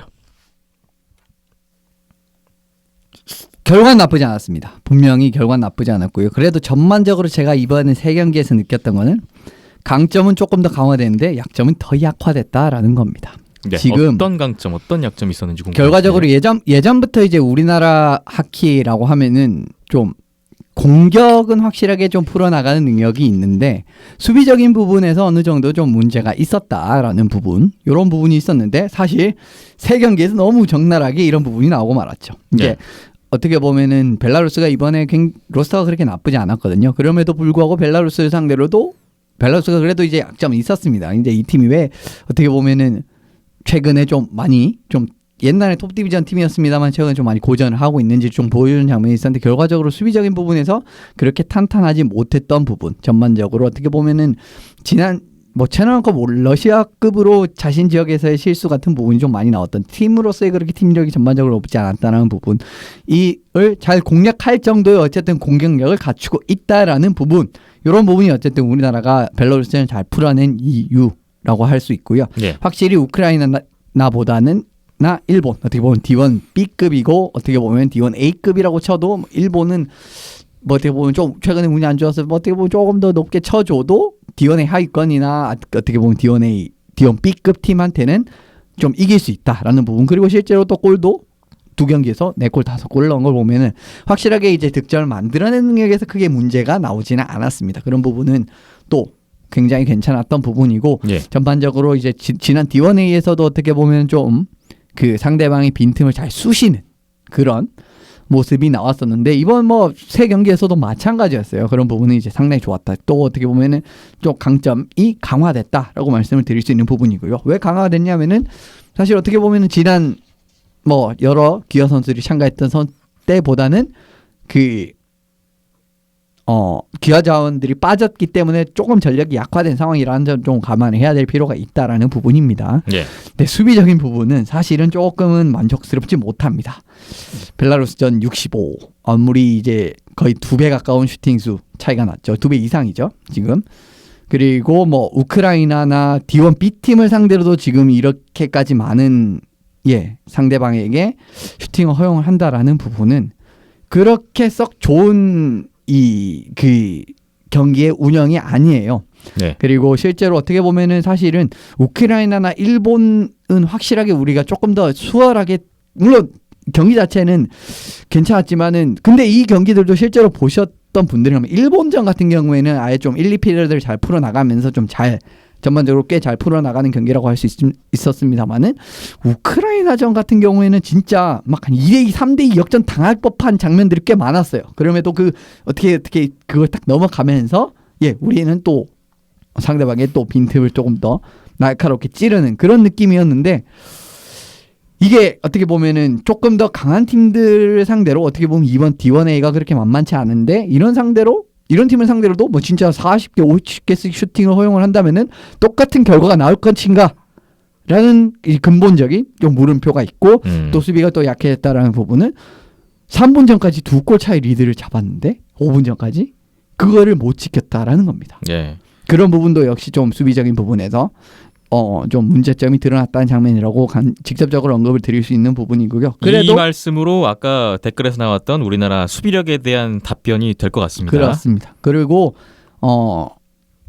그래도 이제 지금 골텐더들은 이런 어려운 상황에서도 좀 참 괜찮은 활약을 했다라고 생각을 합니다. 사실 굉장히 좀 안정적으로 막는 느낌보다는 막 꾸역꾸역 계속 막는데 어쨌든 막으면 되니까요. 일단은 그런 부분에서 뭐 황현 선수도 59세이브 6실점 이런 부분은 슛을 60개 넘게 허용을 했는데, 그 벨라루스를 상대로 이 정도면 제가 생각했을 때는 충분히 잘하지 않았나. 어떻게 보면은 지난 뭐 헝가리전에서 보여줬던 그런 느낌, 그때도 황현 선수를 잘했다라고 말씀을 드린 기억이 있는데 그런 트렌드가 계속 이번 대회에서도 이어졌다라는 부분이 있는데, 결과적으로는 좀 수비가 더 좋아져야겠죠. 근데 최근에 뭐 플랜트 선수의 활동력 굉장히 많이 지금 할라 보시면 떨어진 능력 같은 부분이 있고, 그리고 뭐 리건 선수가 어떤 모습을 보여줄지는 모르겠습니다만은 아주 크게 수비력이 좋아질까라는 생각이 좀 들긴 들어요. 그러니까 D1A 간다고 해서 물론 이제 또 뭐 달티 선수를 많이 기용을 하겠지만 어쨌든 조금은 좀 의문적인 부분. 결과적으로 이제 결론으로 드리고 싶은 말씀은, 그러니까 강점을 조금 더 잘 보여줬고 단점은 애석하게도 좀 더 부각이 됐었던 이런 어떻게 보면 또 과제도 있는 이번 유로 아이스하키 챌린지가 아닌가 싶습니다. 결국은 귀하 선수 없이 치른 이번 대회였는데 뭐 에릭 리건, 뭐 브라이언 영, 맷 달튼 등등 수비 쪽에서 좀 공백을 느낄 만한 선수들이 빠졌고, 근데 이 젊은 선수들로 일단 꾸려서 진행을 했는데 만족스럽진 않았다. 뭐 걱정이 된다. 그래도 이제 총체적으로는 어쨌든 결과 자체는 괜찮기는 했습니다만은, 그러니까 세부적인 경기력 부분에서는 아직 그래서 좀 가야 될 부분이 있다라는 말씀을 드리고 싶어요. 알겠습니다. 이현숙 기자님 말씀이었고, 박김찬 PD님은 어떻게 보셨어요? 비슷한 내용인데요. 아마 팬분들께서는 2승이나 했고 벨라루스전 연장승까지 했고 잘했다 했으면은 정말 잘한 거 아니야라고 했는데, 이현석 기자님 말씀은 거의 이제 선수들 시각이라고 보시면 될 것 같아요. 그만큼 지금 선수들은 아마 우리가 넣은 14골보다는 우리가 실점한 10골에 더 포커싱이 돼 있을 거란 말이에요. 그리고 거기에 이제 주 지분들은 이번에 이제 새로 합류하거나 아니면 이제 좀 어린 선수들, 어린 디펜스들, 앞서 이제 댓글에서도 언급됐었던 그런 그 선수들이거든요. 우리가 넣었던 14골 지분들 보면은 지금 한창 리그에서 잘 맹활약하고 있는 선수들이거든요. 그렇죠. 안진희, 신상훈, 뭐 이종인, 이종현. 팀 내에서 그래도 내노라는 골게터들, 득점 생산 능력이 있는 선수들, 그리고 어느 정도 검증이 되어 있는 선수들이란 말이에요. 그리고 이 선수들은 뭐, 그러니까 최근에 뭐 테스트일이나 스위프트나 뭐 그런 기화 공격 자원들이 빠지고서더라도 충분히 지난 시즌 세계대회부터 해서 계속 두각을 나타내고 활약을 보여줬던 선수들이기 때문에 공격력은 말씀 주신 것처럼 합격점이죠. 근데 이제 수비는 앞서 말씀 주신 것처럼 걱정임과 동시에 이거는 이제 과제인 거죠. 네. 기아 선수 자원들, 뭐 리건, 플란트, 영 이 주축 선수들이 빠져 있을 때, 그리고 김원준 선수까지 군 입대를 한 상황에서의 이 자리를 메꿀 수 있는 세대 교체 자원들이 얼마만큼 성장할 수 있는가가 이번 대회 테스트장이 마련됐다고 보고, 거기에서 이제 주요 후보군들의 선수들이 시험 무대에서 시험을 봤단 말이죠. 그러면 이제 이 선수들이 얼마만큼 여기서 10골을 실점했으면은 그만큼의 이제 경험치를 쌓았다고 보시면 맞을 것 같고요. 분명히 이 부분에 대해서 보완하고 발전하는 부분들이 있을 거예요. 그래서 그런 부분에서는 좀 더 긍정적으로 보려고 했고요. 저도 이만큼 먹어봤으니까 이제 좀 배워가겠구나. 또 벨라루스 상대로 6골 실점하면서 더 많이 배워가겠구나라는 생각을 했었고, 뭐 리드를 2골이나 앞서고 있음에도 뺏길 수 있구나라는 것도 경험을 했던 거고, 여러 가지 상황을 겪은 게 정말 이번 대회에 값진 소득이 아닐까. 그리고 지난주에 이제 제가 우려했던 부분은 20세 같이 하는데 20세 대표에서 많이 좀 데려와서 또 시험 해보면 얼마나 좋을까 했는데 두루두루 발을 거쳐갔단 말이죠. 그 아이스타임이 많지는 않을지언정. 그래서 그런 부분도 어느 정도 긍정적인 효과가 나중에 좀 발현되지 않을까 기대를 하는 부분도 있었고요. 뭐 긍정적인 부분을 많이 보려고 했었고요. 그만큼의 과제를 또 숙제를 가져왔다라는 부분은 지금 대표팀 선수들이 모두 다 포커스를 두고 생각할 부분이라고 생각하고요. 저는 이제 골리만 보니까요. 골리는 뭐 잘했다라고 이현숙 기자님은 말씀해 주셨고, 잘했습니다. 그러니까 항상 우리나라 골리들은 그런 부분이 있는 것 같아요. 앞서 이제 꾸역꾸역, 안정적이지 못해도 꾸역꾸역이라는 표현이 맞는 표현이라고도 생각을 하는데요. 진득함이라고 또 표현을 할 수 있을 것 같아요.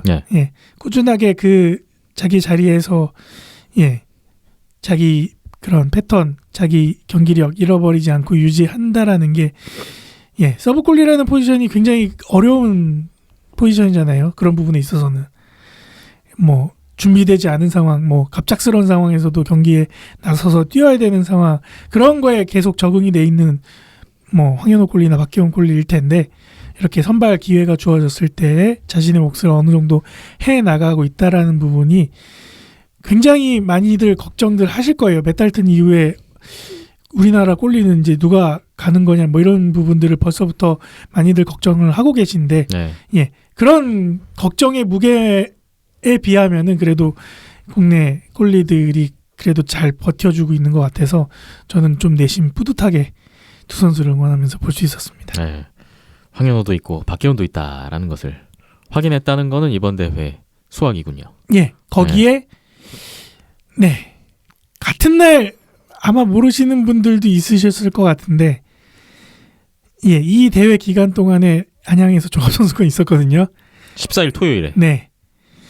거기에서도 뭐 많은 좋은 콜리들을 볼 수 있었고, 그러니까 다 모아봤자 뭐 100명, 200명도 안 되는 이 선수 풀에서 이렇게 성적 꼽아내고 이렇게 기량을 펼쳐낸다라는 게 한편으로는 되게 뿌듯하면서도 한편으로는 되게 씁쓸함을 동시에 맛봤던 저는 주말이었거든요.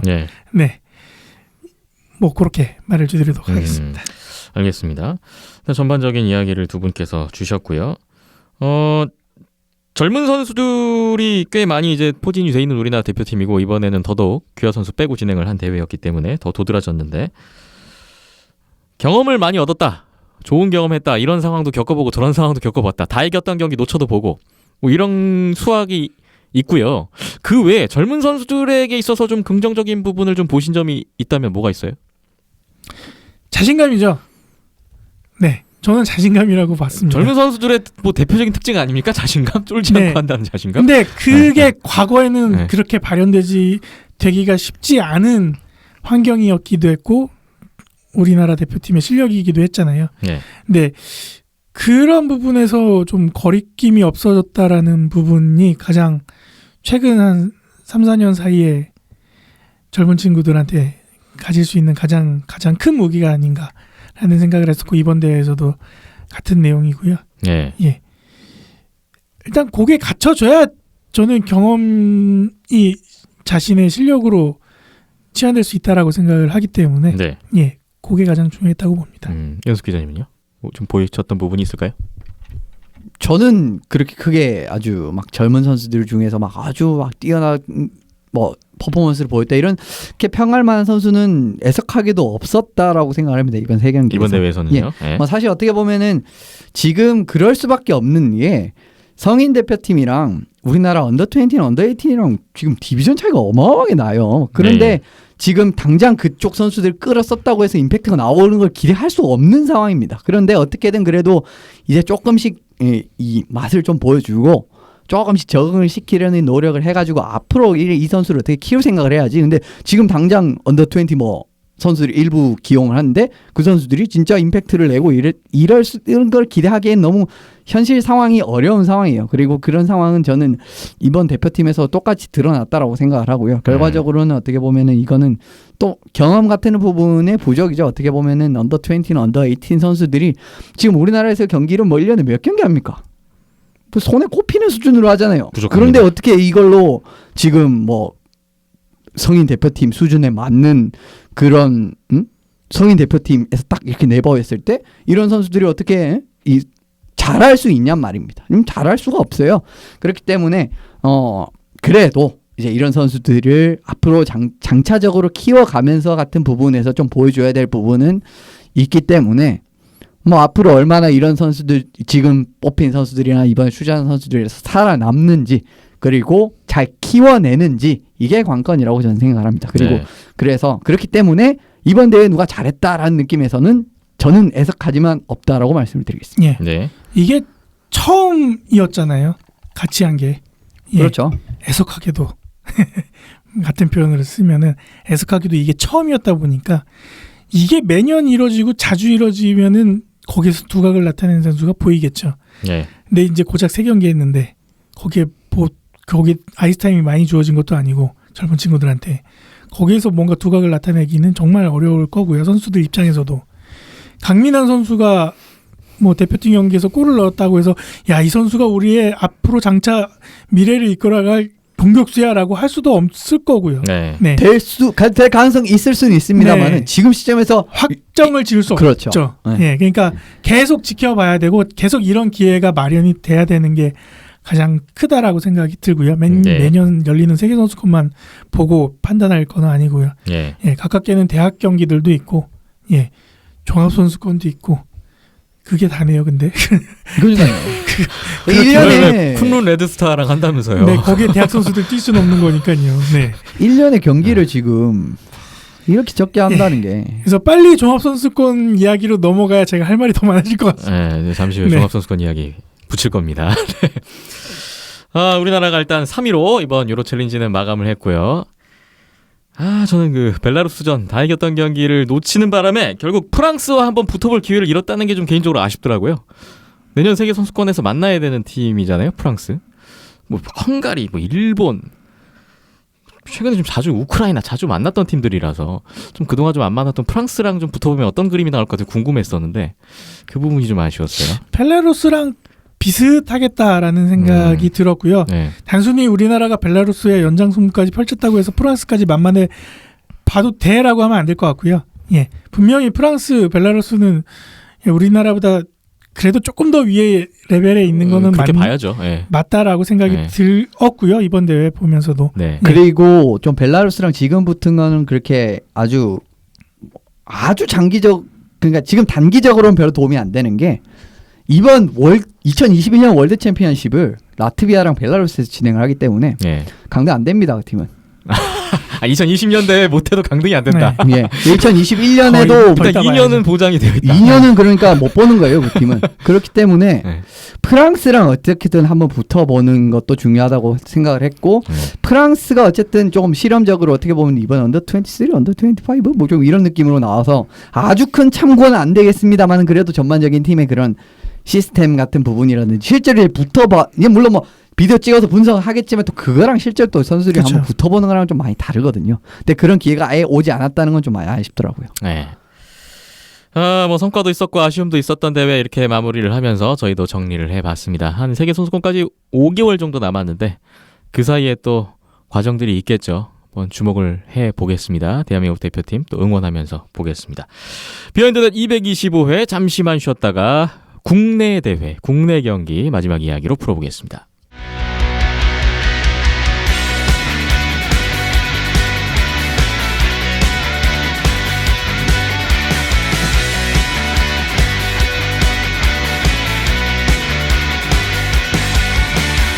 네, 마지막 이야기입니다. 제74회 전국 종합 아이스하키 선수권 대회가 시작됐습니다. 12월 14일에 시작됐고 오는 29일 일요일까지 안양빙상장 광운대링크 강릉하키센터에서 진행이 됩니다. 이번 대회는 A조의 안양한라 광운대 연세대, B조의 대명킬러웨일즈 고려대 총 5개 팀이 참가를 하고 있고 조별로 풀리그를 하고 각조 1, 2위가 준결승전에 진출해서 강릉하키센터에서 준결승과 결승 일정을 갖게 되는 포맷입니다. 그러니까 조별리그는 안양, 광운대, 고려대링크에서 진행이 되고요. 준결승, 결승은 강릉에서 진행이 됩니다.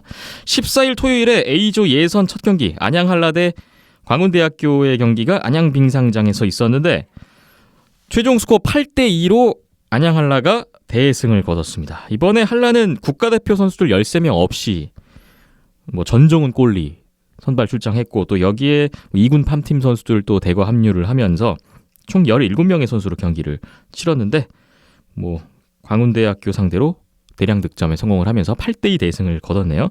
박김찬 PD님이 현장에서 또 취재를 해오셨는데 이 경기 이야기 들어보죠. 예. 디펜스 2조. 근데 그 디펜스 4명도 채울 수가 없어서 이영준 선수가 디펜스 포지션을 소화를 했고요. 예. 예. 그 외에 이제 뭐 대표팀 차출이 안 된 기존의 1군에 있는 선수들이 1, 2라인을 구성을 하고 나머지 이제 팜팀 선수들이 3, 4라인을 구성을 해서 공격 라인은 이제 4조가 풀로 나왔고요. 예. 광운대는 라인업이 어떻게 나왔습니까? 광운대도 이제 풀 라인업을 갖춰서 나왔고요. 네. 네. 1, 2, 3, 4학년 고루고루 예. 거의 균등하게 아이스타임을 부여되는 걸로 알고 있거든요. 예. 감독님 성격상. 네. 하지만 이제 확실히 아시아리그를 뛰고 있는 안양한라 선수들, 1군 선수들이죠. 예. 그 선수들의 경기력이 압도를 하는 거를 볼 수 있는 시간이었고요. 예. 그 골들이 거의 대부분들의 골이었고 하지만 이제 광운대학교도 뭐 승부와는 상관없이 계속해서 파이팅 넘치고 주눅 들지 않고 그 생각했어요. 체킹은 대명보다 광운대가 더 잘하는구나. 예, 그만큼 더 달려들고 예, 더 몸을 부대끼면서 저항, 도전.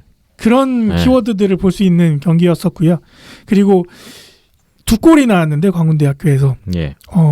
일단 첫 번째 골 이무택 선수가 넣었던 골이 기가 막힌 개인 능력을 볼 수 있는 골이었었고 그다음에 두 번째 골 같은 경우에는 약간은 좀 애매한 상황이었는데 이게 안양한라 김민철 선수가 슈팅을 해서 다들 골인 줄 알았거든요. 네. 그래서 골이구나 하면서 이제 뭐 광운대 선수도 아쉬워하고 한라 선수들 그냥 체인지하러 돌아가고 이러고 있는데 문제는 아무런 시그널이 없었거든요. 골이다 아니다의 판정이 없었어요. 네, 그러면 이제 인플레이 상황이잖아요. 네. 예, 그래서 다들 그러고 있는데 이제 인플레이 상황이니까 광운대 선수들이 잽싸게 눈치껏 퍽을 가로채서 다음 플레이를 예 이어갔죠. 예. 그렇게 해서 이제 2대0 찬스를 만들어서 득점에 성공을 했는데 김윤호 선수가 결국 마무리를 했네요. 네, 그 장면이 조금 예 재밌는 장면이었고요. 네. 네, 근데 다 골인 줄 알았는데 그럼 실제로 골은 아니었습니까? 비디오 차차히 돌려보니까 골은 아니었던 것 같아요. 네. 그래서 그런 것도 대학 팀들 경기니까 볼 수 있었던 장면이 아니었나라는 생각이 한편으로 들었고요. 예. 휩쓸 불 때까지 끝까지 했다라는 거. 음. 그거만큼은 그래도 안양알라보다 광운대가 나았던 점, 네. 나았던 장면이었던 거죠. 끝까지 했다는 거. 그 장면 정말 칭찬해주고 싶었고요. 끝까지 3피리어드 종료 직전까지도 끝까지 덤비고 체킹하고 도전할 수 있었던 그런 모습을 보여줬던 광운대였었고, 또 거기에 맞서서 봐주지 않고 8골 몰아치면서 또 그런 실력 차이를 보여줬던 안양알라 경기였었고요. 네. 정말 재밌는 경기였고 좋은 경기였다라고 생각을 했는데, 한 가지 아쉬웠던 거는 토요일 이 시간이면은 굉장히 좋은 시간이잖아요. 네. 토요일 저녁 시간대 아시아리그 한다 그러면은 항상 안양빈상장 많은 팬분들로 자리가 꽉꽉 들어찼던 그런 시간대, 그런 요일인데 너무 사람이 없었고요. 관중이 그렇게 없었어요? 네. 항상 안양알라 서포터즈 분들 존경심을 또 한번 표현하게 되는데, 그 사람 없는 와중에 그래도 북소리를 채워주셨던 게 가장 네. 큰 소리였고, 뭐 부모님들이나 뭐 지인분들이 와서 또 정말 팬분들 몇몇 분들 오셔가지고 같이 응원하면서 보시고 했는데, 단순히 아시아리그고 종합선수권이고라서 이렇게 관중수 차이가 난다라는 게 좀 많이 서글프더라고요. 아무리 국가대표 13명이 빠졌다 한들 그래도 안양알라 경기인데 사람이 없다라는 게 근데 아쉽더라고요. 이게 관중들이 잘 안 모인 이유가, 물론 뭐 국가대표도 빠진 것도 있고 뭐 관심도가 아무래도 아시아리그 경기보다 좀 덜한 건 맞는데, 네. 근데 홍보도 좀 잘 안 된 것 같다는 생각도 하거든요. 뭐 경기 대회 시작했어? 14일 이번 주부터 시작하네. 갑자기. 경기 일정 발표는 네. 뭐 협회 홈페이지에 공지가 되기는 진지하게 됐었고, 뭐 한 일주일을 앞두고 뭐 안양알라 SNS를 통해서도 공지가 됐었죠. 그게 다였는데 마찬가지잖아요. 아시아리그도 마찬가지잖아요. 뭐 공지 홍보 창구가 제한적인 거는 아시아리그나 뭐 종합선수권이나 차이는 없는데, 네. 그냥 인식의 차이라고 생각이 들었고요. 어떻게 보면 국내 최대, 지금에서는 국내 유일이죠. 대학팀들과 실업팀들이 다 함께 어우러져서 네. 대회를 할 수 있는 대회는 지금 이거밖에 없죠. 참 이게 이번에 대회 이제 포맷이 나오고 나서 많이 아쉬웠던 게, 일단 참가팀이 5팀밖에 안 되고 경희대 환양대는 어디로 갔으며 하이원 상무마저 없는 이 상황, 그다음에 뭐 독립리그 팀도 없잖아요. 총 네. 5팀밖에 없는데 이 5팀으로 조별리그를 해야 되고, 좀 이런 포맷 자체가 좀 많이 아쉽더라고요. 그러니까 지난주에 제가 전 일본 선수권대회 리뷰를 했는데 그쪽은 거의 총력전이라면서요. 풀 멤버 다 가동하고, 그렇죠. 그러니까 정말 치열한 승부들이 매 경기 펼쳐졌고, 뭐 그 안에서 또 대학 팀들이 또 실업팀들 상대로 어떻게 하는지에 대한 또 의미도 찾을 수 있고, 근데 그런 부분에 대한 좀 비교도 되면서 좀 많이 아쉽더라고요. 뭐 네. 거기는 팀이 많고 여기는 팀이 없으니까 라는 걸로 한 줄로 정리가 될 수 있는 팀이라도 나와야 되는데, 이제 그것도 안 되니까 문제죠. 팀들은 이제 여러 가지 핑계 중에 이제 뭐 선수들 부상이며 뭐 여러 가지 이유가 있겠죠. 우리도 한 8팀 나와서 8팀으로 토너먼트 꾸리면 얼마나 좋을까, 이런 생각도 해보게 되고. 과거 그러했었잖아요. 불과 2-3년 전만 하더라도 그러했었는데, 왜 지금은 이렇게 되었는가. 그렇죠. 그게 좀 안타까운 거죠. 그러니까 대면 킬러웰즈가 종합선수권 창단 처음으로 우승을 했을 때의 상황을 보더라도 그때 조별 나눴을 때 다 있었잖아요. 대학팀들 다 나왔고 네. 하이원 상무 있었고. 그렇게 모든 팀들이 가동이 되고 풀 전력으로 나올 수 있는 여건이 마련됐으면 좋겠다는 거죠. 그렇게 해서 했는데, 왜- 저는 이제 안타까운 게 그거예요. 그럼에도 불구하고 하키 경기가 주말에 안양에서 펼쳐지면은 보러 올 법하지 않나라는 생각인 거죠. 네. 어느 선수가 나온다 한들. 그리고 이 한 경기밖에 없다라는 생각이 들더라고요. 이군 팜팀한테는.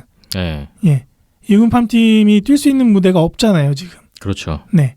종합선수권 동계체전 이 정도일 텐데 종합선수권 지금 대학팀과 경기가 2경기가 예정이 돼 있어요. 안양한라 같은 경우에.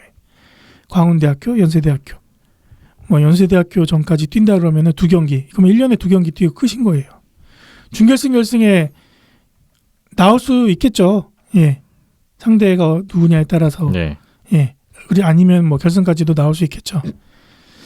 근데 그러기에는 너무 쏟는 시간 대비 뛸 수 있는 기회가 많이 없다 보니까 그러면은 2군 팜팀에서 어떻게 1군으로 올라갈 거며 예. 또 팬들한테는 어떻게 이름을 각인시킬 거며 여러 가지 좀 생각이 물리더라고요. 네. 그래서 그게 좀 많이 아쉬웠죠. 저희가 뭐 최근 몇 년간 계속 종합선수권에 대한 아쉬움과 뭐 그런 거는 호소를 하고 있는데 올해 대회 뭐 현재까지는 글쎄 이렇게 개선의 여지를 보기가 힘든 것 같아서 좀 그런 느낌을 지울 수는 없습니다. 네. 네. 참 예. 2, 3년 전만 해도 코리아 리그 동양 이글스의 상무에 뭐 이렇게 대학팀들 5개 팀에서 7개 팀 해가지고 돌리고 종합선수권 양 A조, B조에 막 세너 팀씩 들어가서 돌리고 했던 게 불과 2, 3년 전인데 예, 많이 아쉬움이 남는 상황으로 변해버렸네요. 네. 많이 아쉽지만 그럼에도 불구하고 저희는 또 계속 홍보를 합니다. 이번 주에 한 경기 또 있죠. 토요일에. 그것도 참 시간대가 네. 예 이날 대면 킬러에즈 안양한라 경기가 또 고향에서 있잖아요. 또 많은 팬분들은 관심도는 또 거기가 있을 것 같은데. 예. 또 안 보고 연대가 이기겠지 뭐 이러고 마실 거예요 또. 예. 광운대 링크에서 광운대와 연세대의 A조 예선 경기가 21일 토요일 오후 4시 반에 있습니다. 예. 그래서 그게 좀 안타깝고요. 네. 더 안타까운 거는 그 다음 주에도 있죠. 26일에 네. 목요일에. 뭐 그 다음 일정은 26일부터고요. 네. 네. 이날 또 같은 날 같은 시간대에 또 이 두 경기가 펼쳐진다는 게 네. 항상 저는 국내 이 좁아 터진 땅구석에 거기에 또 서울에서 다 하는데 서울 수도권에서 다 하는데 굳이 이거를 같은 날 같은 시간대에 잡아야 되나? 예, 아시아리그 때도 한번 말씀드렸었지만 네. 또 말씀드리게 되네요. 답답하네. 아시아리그 얘기로 넘어가죠. 일단 종합선수권 대회는 계속 팔로우를 하겠습니다. 네. 여건이 되는 대로. 네. 또 사비터러 강릉 가게 생겼어요? 네. 사비 털어 갈 거면 가지 말아라고 저는 계속 얘기를 하고 있고요. 그래서 고민하고 있습니다. 네. 네. 자, 아시아리그 아이스하키 이번 주에 재개됩니다. 이번 주에 매우 그 관심 매치가 있고 저희도 이제 중계 준비를 하고 있는데요. 대명 킬러웨일즈 안양한라가 21일, 22일 토요일, 일요일에 2연전을 갔는데 장소가 달라요. 21일 토요일 3시 경기로 고양 어울림놀이 얼음마루에서 진행하고 다음 날은 22일 일요일 오후 3시 30분에 안양빙상장에서 진행을 합니다. 양 팀이 9월, 10월 안양에서 이미 1, 2차전 올 시즌 2번 맞대결을 했는데 1차전 6대3 한라승, 2차전 3대1 대명승, 1승 1패, 승점 3점씩 나눠 가졌고요. 올 시즌 3, 4차전 일정입니다. 내년 2월 1일, 2일에 목동에서 대명의 홈경기로 5차전, 6차전 예정돼 있습니다. 안양한라가 최근 6연승 중이고 대명은 최근에 뭐 이겼다 졌다 반복되면서 최근 12경기 6승 6패, 위닝과 루징 시리즈가 반복되고 있는 상황입니다. 한라의 김상욱 선수가 유로 챌린지에서 좀 부상을 입었는데 뭐 가장 중요한 선수 중에 한 명이죠. 이번 시리즈에 나올 수 있느냐, 컨디션이 어떠냐 궁금해지고요. 이 두 팀 만나기만 하면 최근에 경기 결과를 예측하기가 좀 어렵습니다. 지난 시즌 이후로만 보면 양팀 최근 리그 맞대결 전적 8전 4승 4패예요. 지난 시즌 이후, 그러니까 대명의 콘스탄틴 감독 부임 이후로 또 한정해보면 12전 12번 만나서 4번의 정규승과 정규패를 주고받았고요. 나머지 4경기는 연장승부였습니다. 최근 3년간 맞대결 박빙의 두 팀, 순위와는 상관없이 어떻게 될지 모르는 시리즈인데요. 관심도가 클 것 같습니다. 두 분의 관전 포인트 전망 한 말씀씩 들어보죠. 아무래도 한라가 이번에는 2번 다 경기를 잡을 가능성이 조금 더 높지 않나라는 또 생각이 드네요. 아무래도 또 이번에 유로 아이스하키 챌린지를 또 다녀오면서 전반적으로 경기 감각 같은 부분도 많이 유지가 돼 있을 거고, 물론 이제 대면 선수들도 꽤 차출이 됐습니다만은 그래도 이제 비율을 생각을 해본다면은 그런 부분에서 감각을 유지한 측면에서 조금 더 한라 선수들이 유리한 측면이 없지 않아 있을 것 같고 실제로 또 유로 아이스 챌린지에서 굉장히 큰 활약을 했었던 선수들은 뭐 득점 부분 같은 부분에서는 또 한라 선수들도 많았기 때문에 조금 더 그런 부분이 있는데 근데 대명이 좀 한라를 상대로 지난 그런 어떻게 보면은 두 경기에서 보면은 조금 대비할 시간이 길다라고 하면은 또 뭐랄까 어떻게 보면 게임을 좀 끌고 가는 양상이 나왔기 때문에 좀 첫 경기의 결과가 조금 중요하지 않을까 싶습니다. 이제 첫 경기를 좀 잘 준비를 해서 좀 많이 분위기를 바꿔서 어떻게 보면 대명이 승리를 한다면은 또 뭐 5대5 정도의 결과를 만들어낼 수도 있을 것 같은데 만약에 이 첫 경기를 조금 어렵게 끌고 간다라고 해서 좀 무난하게 패배를 한다라든가 결과적으로 좀 패배를 한다라고 하면은 좀 두 번째 경기까지도 좀 장담하기 어려운 측면이 없지 않을까라는 게 좀 제 생각입니다. 대명 입장에서요. 그렇습니다. 네, 박김찬 PD님. 예, 여러 가지로 선수들이나 스태프들이나 양팀 모두 고생하겠구나라는 생각이 일정 보면서 알게 됐고요. 네. 네. 이거 쉬운 일이 아닌데 오고 가면서 하는 게 지난 시즌에도 한번 이런 식으로 했었잖아요. 예, 이거 주말 경기 잡아보겠다고 이렇게 해서는 하는 거잖아요. 예. 네. 이거 쉬운 일이 아닌데 일단은 예, 주말에 했으니까 주말에 하니까 예, 많은 분들이 찾아오셨으면 좋겠고요. 예, 많은 분들이 찾아오시게끔 양팀 구단들이 더 노력하는 모습이 보였으면 좋겠고요. 네. 네. 항상 매번 이 두 팀에 대해서 이번 시즌 특히 예상하고 뭐 이렇게 관전 포인트를 찝을 때마다 한라가 우세하다, 한라가 유리하다라는 전력이 한라가 우위인 건 네, 맞으니까 말씀을 현재 매번 기준으로 드리는데 1위 팀, 4위 팀인데 경기 결과는 조금씩 틀린단 말이에요. 그러게요. 이게 예상은 항상 빗나가죠. 그래서 대명은 정말 알 수 없는 팀이다라는 걸 저는 진짜 이번에 사할린 갔다 오면서 뼈저리게 느꼈거든요. 네. 그래서 이번에도 한라가 우세하지만 한라가 유리하지만 대명은 알 수 없다. 요 생각이고요. 항상 최근 이제 대명 이번 시즌 들어서 계속 굳어지는 거는 예, 선제골을 먼저 넣냐 아니면은 빼앗기느냐 요거에 따라서 승률이 급격하게 변화를 가져오고 있으니까 네. 예, 선제골을 얼마만큼 뽑아내는가가 대명한테는 관건일 것 같고요. 한라 같은 경우에는 뭐 선수단 뭐 1라인부터 4라인까지 쉬어가는 라인 없이 탄탄하니까 예, 뭐 대표팀 복귀하는 선수들이 얼마만큼 여독을 빨리 풀어내는가가 중요할 거고 또 일단 휴식을 취했던 기아 선수들이라 아니면은 또 3, 4라인 선수들도 일단 경기력은 광운대 게임을 하면서 유지가 되어 있으니 네. 예, 얼마만큼 또 리그에서 그 경기력을 보여주는가가 관건일 것 같고요. 네. 얼마만큼 대명의 그런 시스템 아키에 말려들지 않느냐가 가장 중요하지 않을까. 한라가 지난번 대명에게 지난번 두 번째 경기처럼 말리지 않아야 된다. 네, 한라는. 거기에 분위기에 그 대명이 굉장히 지금 어린이고 젊은 에너지로 돌아가고 있는데 거기에 말려들어서 두 번째 경기는 패하지 않았나라는 생각이었거든요. 예. 네. 지금 와서 보니까. 한라도 그래서- 두 번째 경기 지고 나서 뭔가 방책을 갖고 나오겠죠. 그러니까요. 예. 그래서 그 부분이 좀 양 팀의 포인트가 아닐까 싶습니다. 예. 두 분도 역시나 뭐 예상은 아무래도 전력이 우위인 한라 쪽으로 할 수밖에 없는 것 같고요. 하지만 대명은 알 수 하지만 없다. 모릅니다.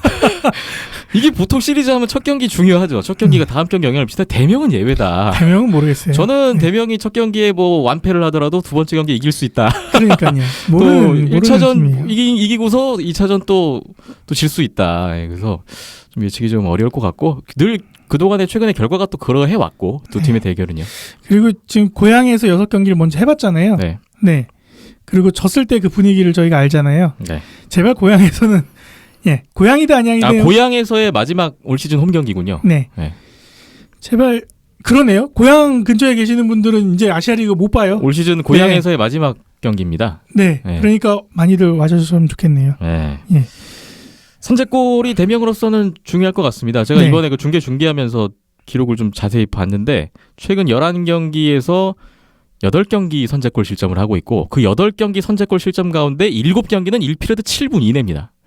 그러니까 지난 시즌에 대명이 이런 팀이 아니었는데 굉장히 그 빠른 시간 안에 먼저 골 내주고 어렵게 풀어간다는 거를 대명으로서는 이번 시리즈에 어떻게 한라를 상대해 한라 또 막강한 또 득점력이 있는 팀인데 2차전 때 한 골로 묶었던 게 또 재현이 될 것인지 아니면 한라가 또 방책을 들고 나와서 통할 것인지 궁금해집니다.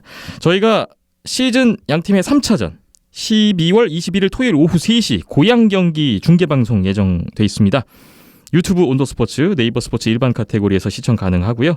페이스북의 온도스포츠, 인스타그램 온도스포츠 등에서도 또 안내 그리고 연동이 되니까 또 시청자 여러분도 관심을 부탁드리겠습니다. 예, 웬만하면 와서 보세요. 뭐 늘 그런 말씀을 하죠. 예, 시청자 수는 별로 안중에도 없는 박현준 PD고요. 가장 좋은 거는 현장에 오셔서 네. 저희 방송 해설 들으면서 보시면은 네. 좋지 않을까. 딜레이는 좀 있지만. 네. 예. 어쨌든 재밌을 것 같습니다. 결과를 주목해 보겠습니다. 그리고 일본 도쿄에서 오지글스와 도호쿠 프리블레이즈의 2연전도 같은 날 주말에 있는데요. 이 두 팀은 올 시즌 이미 4번을 만났고 4번 다 오지글스가 이겼습니다. 마지막 2연전이군요. 시즌 5차전, 6차전 일정입니다. 이 두 팀 가장 최근 맞대결 12월 7일에 전 일본 선수권 대회 준결승 경기였는데 그때 연장승으로 프리블레이즈가 이겼었어요. 두 팀의 2연전 전망할 말씀 간단히 들어보죠. 여기서 졌기 때문에 저는 이번에 오지가 2경기를 다 잡을 수 있을 느낌이 듭니다. 이를 갈고 와서 더 아주 찍어보겠죠. 네. 이를 바득바득 갈고 왔을 거거든요. 분명히. 사실 오지 같은 경우에는 무조건 결승 간다라고 생각했을 텐데. 오지는 무조건 우승 생각하고 이번에 임했을 건데. 그렇습니다. 네. 그런데 이게 지금 블레이즈한테 잡혔단 말이에요. 이건 선수들 입장에서도 굉장히 데미지가 클 거기 때문에 이번에는 어떻게 보면은 가면은 뭐 연장 한번 갔는데 오지가 또 이기는 그림이 나올까 싶고요. 뭐 도쿄 중립 지역이라는 변수 따윈 없다. 그렇죠. 그런 부분은 없다. 프리블레이즈의 어떤 시즌 첫 승의 기세 이런 거 어렵다. 어렵습니다. 근데 뭐 물론 이제 오지 같은 경우에는 경기력이 좀 파도가 큰 편이기 때문에 그런 부분을 조금 감안을 한다고 하더라도 그래도 어렵지 않을까라는 게 제 생각이에요. 네. 박규찬 PD님. 같은 생각이고요. 설마 도쿄라서라는 생각을 잠깐 했으나 그래도 뭐 그 오지가 세니까 뭐 네. 프리블레이즈가 이겼으면 좋겠다. 아니, 항상 마음속은 뭐 브레파넨과 신문대니의 활약을 항상 응원하고 있습니다만 그 정이 또 이게 결과까지 이어가지는 않더라고요. 네. 예상은 그러하시답니다. 마지막 한 시리즈 더 있는데 러시아 유즈노 살린스크에서 사할린 대 이스트 후카이도 크레인즈의 3연전입니다. 12월 22일, 23일, 24일 일요일, 월요일, 화요일 3일 연속 경기가 예정돼 있군요. 이 두 팀은 이제 시즌 4, 5, 6차전인데 일본에서 3연전 그때 사할린이 2승 1연장패 위닝 시리즈를 한 바 있습니다. 사할린이 뭐 홈 시리즈를 계속 이어가고 있는데 뭐 계속해서 뭐 좋은 성적 그렇게 큰 위기 없이 지금 안정적으로 나아가고 있는 사할린이고요. 크레인즈가 최근에 좀 부진하죠. 최근 5연속 루징 시리즈. 최근 14경기 3승 11패인데 전 일본 선수권 대회 결과도 크레인즈는 좋지 않았어요. 4위로 끝났습니다. 뻔한 예상을 또 해주실 것 같은데 들어보죠. 떠날 수밖에 없습니다. 이것도 그냥 시원하게 그냥 사할린이 홈에서 3경기를 어쨌든 뭐 연장을 가든 그런 부분은 한 경기 정도 있을 줄 모르겠는데 그냥 시원하게 다 3경기를 잡을 것 같죠. 왜냐면은 전반적으로 일단 라트비아 체제를 선택을 한 게 러시아 선수들에겐 새로울까요? 란 저는 그렇게 생각하지 않거든요. 그리고 또 좀 비슷한 느낌이라면은 아무래도 선수진이 훨씬 더 좋은 사할린에게 무게가 실리는 게 사실이고 일본 3연전은 사실 거의 뭐 그런 느낌의 경기가 나왔습니다. 그런 부분을 생각을 해보신다면은 이번에도 뭐 거의 똑같거나 아니면 오히려 어떻게 보면은 이번에는 사할린 쪽으로 더 많이 기우는 결과가 나오지 않을까. 8.9점 정도가 나오지 않을까 생각을 합니다. 크레인즈 지금 상황은 사할린을 넘어야 지금 플레이오프 가능성이 살릴 수 있는 게 있죠. 승점 대명처럼 2, 3점이라도 따와야죠. 그렇죠. 그러니까 그 이상을 해야 되는데 뭐 일단 지금 크레인즈 같은 경우는 계속 지금 원정 경기만 일정이 계속 이어질 텐데 사할린 갔다가 하치노에 갔다가 다시 이제 목동으로 넘어와야 되는데 뭐 대명과의 맞대결은 둘째 치고서라도 지금 일단은 아이스박스도 제끼는 게 일이니까요. 그런 상황에서 뭐 푸블전이야 당연히 승점 쌓는다라고 자기네들은 생각하겠지만 사할린을 못 넘으면은 그게 아무 의미가 없어질 수 있을 거란 생각이 들거든요. 그리고 사할린 같은 경우에는 다 필요 없고 방심만 안 하면 항상 좋은 경기력을 보여줬었으니까. 사할린이 이번에 크레인즈 상대로 좋은 결과를 얻고 안양할라가 대명에게 잡힌다면 또 1, 2위가 그러면 이제 바뀔 수도 있어요. 네. 사할린에서 네. 대명이 잡았을 때 안양알라 만세 네. 불렀던 게 다 지금 양쪽에 도루묵- 걸려 있습니다. 도루묵이 될 수 있는 네, 지금 거니까요. 4위 싸움도 네. 걸려 있고. 네.